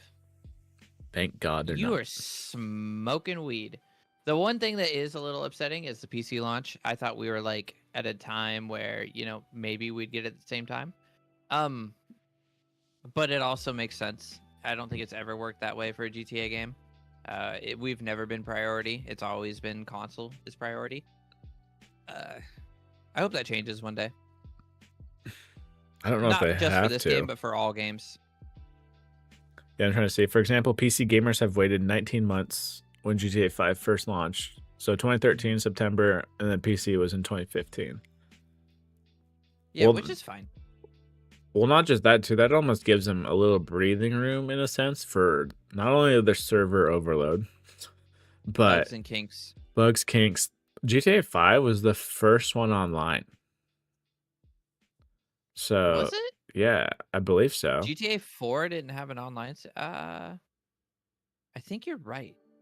I think you're right, at least to the extent of 5. I do think 4 had an online, but not to the extent of 5. Okay, because campaign came out, you bought the disc, whatever, not you played it, and then I'd say a month later, online came out, and that was crashing and because again the server overload and stuff, whatever, not. Yeah. And so now they have granted, every company at this point has decent practice under their belt, but they still fumble it every now and again.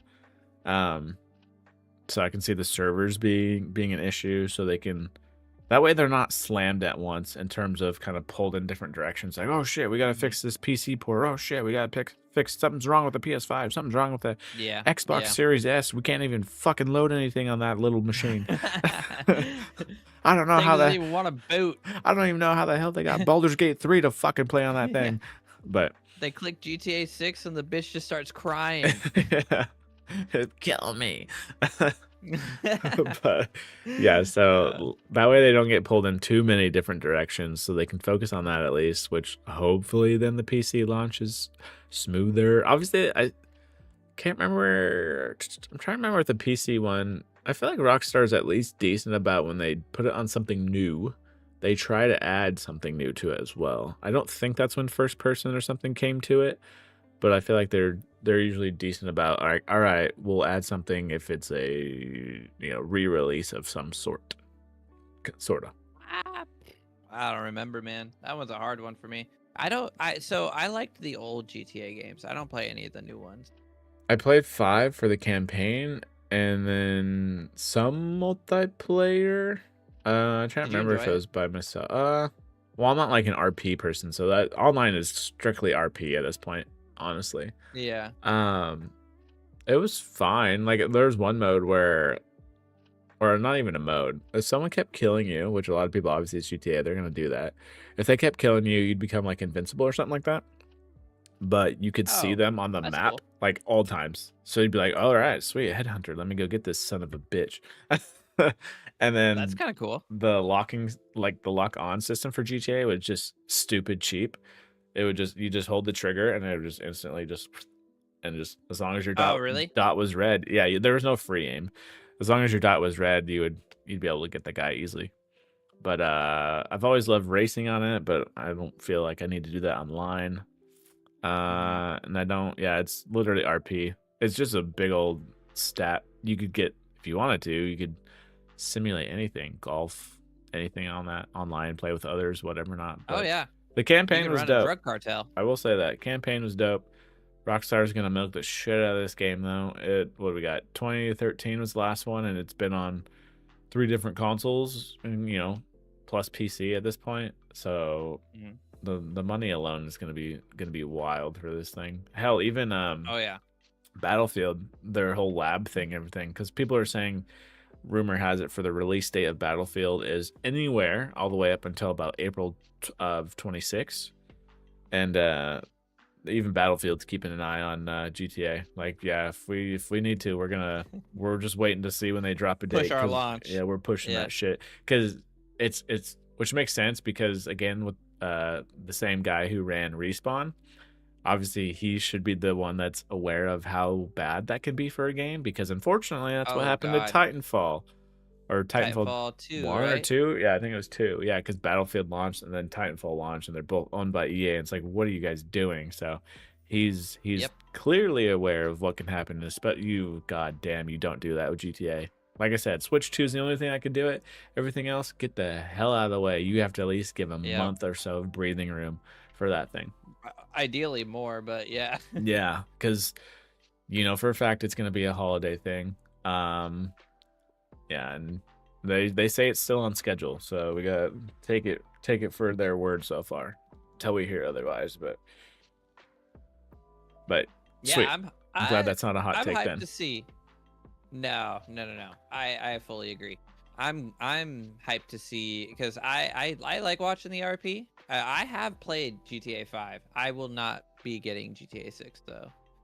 I won't, just because I don't have a console. So, and it's not to the point where like this forces me to like my patience level of like, oh god, I gotta go spend $500 on something. No, I'm good. Yeah, I'm good. It's just overwhelming for me. So like, big. I'll see how the campaign goes, and once it's on Steam or whatever, not maybe pick it up and play it then. But again, that's rock. You know, they're still gonna get their $60 because I don't think they release at a different price when they release the same game on whether it be a different console. But yeah, GTA does go on sale a lot though. It does, and it makes sense. I think I saw an article, they were at 200. I think GTA 5 hit 250 million. Really? Yeah, that makes sense. That makes way sense. Like currently GTA 5 is, oh shit, what? I'm curious when more gets shown off. I wonder if didn't they have a trailer? They do have a trailer, and you know there's got to be a OG trairal though. Yeah, there's got to be a different hype window though for it. I think the only reason why they released this trailer though is because somebody leaked it, I believe. If I'm remembering this story right, somebody leaked a bunch of it. Yeah, they like leaked it, and Rockstar was like, "Oh shit, we got to get on top of this," because I think we might as well show it. It's kind of like when they leak a Pokemon game or yeah, because I think besides the Mr. Beast video per se, it was like the most watched thing within a 24-hour window. Yeah.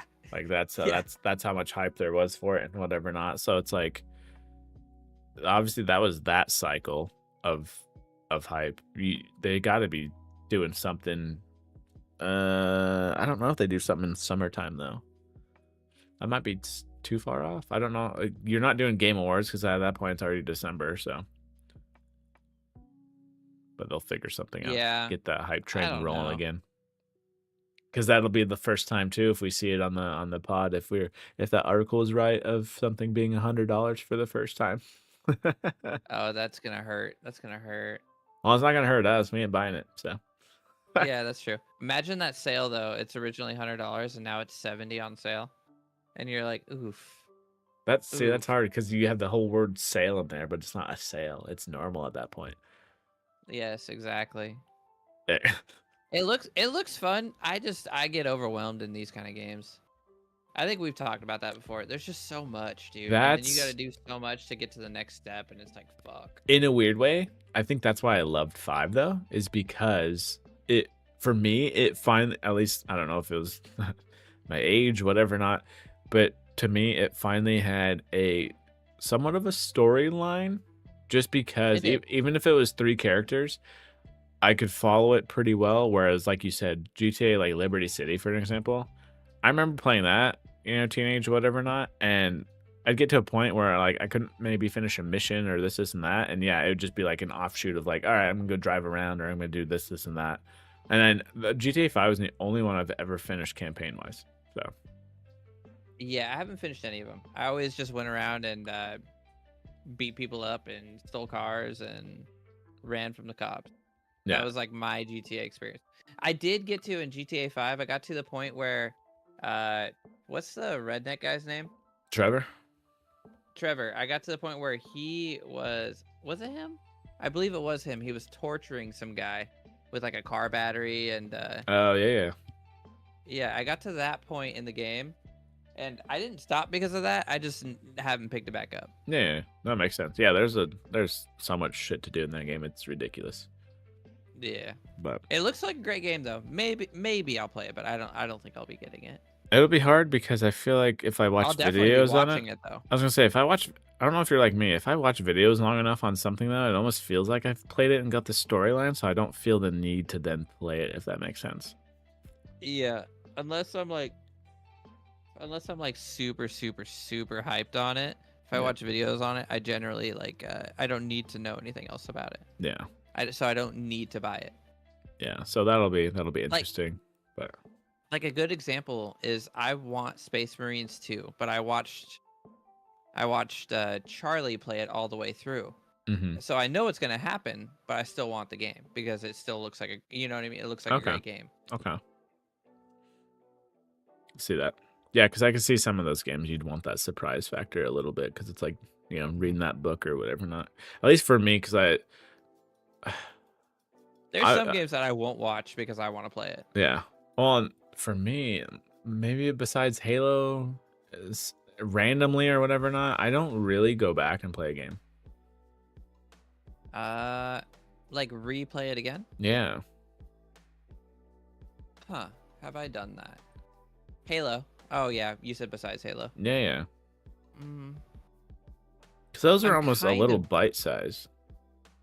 I'm kind of doing it with Hogwarts Legacy. Okay. But like, I mean, that's a fairly new game still, so. Yeah, and I guess we'll see how Warner, just on a side tangent there too, we'll see how Warner Brothers goes. Well, I guess it depends on what game it is. Like I've gone back and played like 7 Days to Die several times, and Raft I've played that on 3 different occasions all the way through. So it probably depends on what kind of game it is, because those are like survival. You know, elements of it change can constantly. be changed. Yeah. I guess my head instantly goes to single player. Yeah, because I'm like I know static games. I know what the story is. Like I know what's gonna happen. I know this and that. But Horizon Zero Dawn, I think I played that twice. Interesting. Okay. That was not too long, but it's still long. I lied. I played Zero Dawn and then the other one. Oh, Forbidden West or whatever. Yeah, Horizon Forbidden West. They're so similar. It might as well be the same game. Might as well. All right. Is that our patch notes of the week, though? I think that's all we got to go over this week. It was Sick. a cool week. Dope. No, yeah, if anything, biggest takeaway there is that laptop. Yeah, if someone's looking for a laptop, Windows specifically, granted, I don't expect it to. I guess you could maybe try streaming or whatever not, but obviously don't. Have your expectations set in place. How about that? That is dope, though. Yeah, that laptop's super cool. If you got an extra, like, $800 and you have a little bit of desire to learn how to put a computer together. If you can put Legos together, you can do that. Yeah. Oh yeah. Cool. Well, thanks everybody for tuning in. Yes, thank you for stopping on by. Hopefully you have your fantastic week ahead of you and all that good stuff. And we will catch you back here every single Friday. So subscribe, Kyler, Twitch, Kick, YouTube, all that good stuff, everybody. And we'll catch you back here next week. Take it easy. Yup. Peace. Never stop the fucking rave.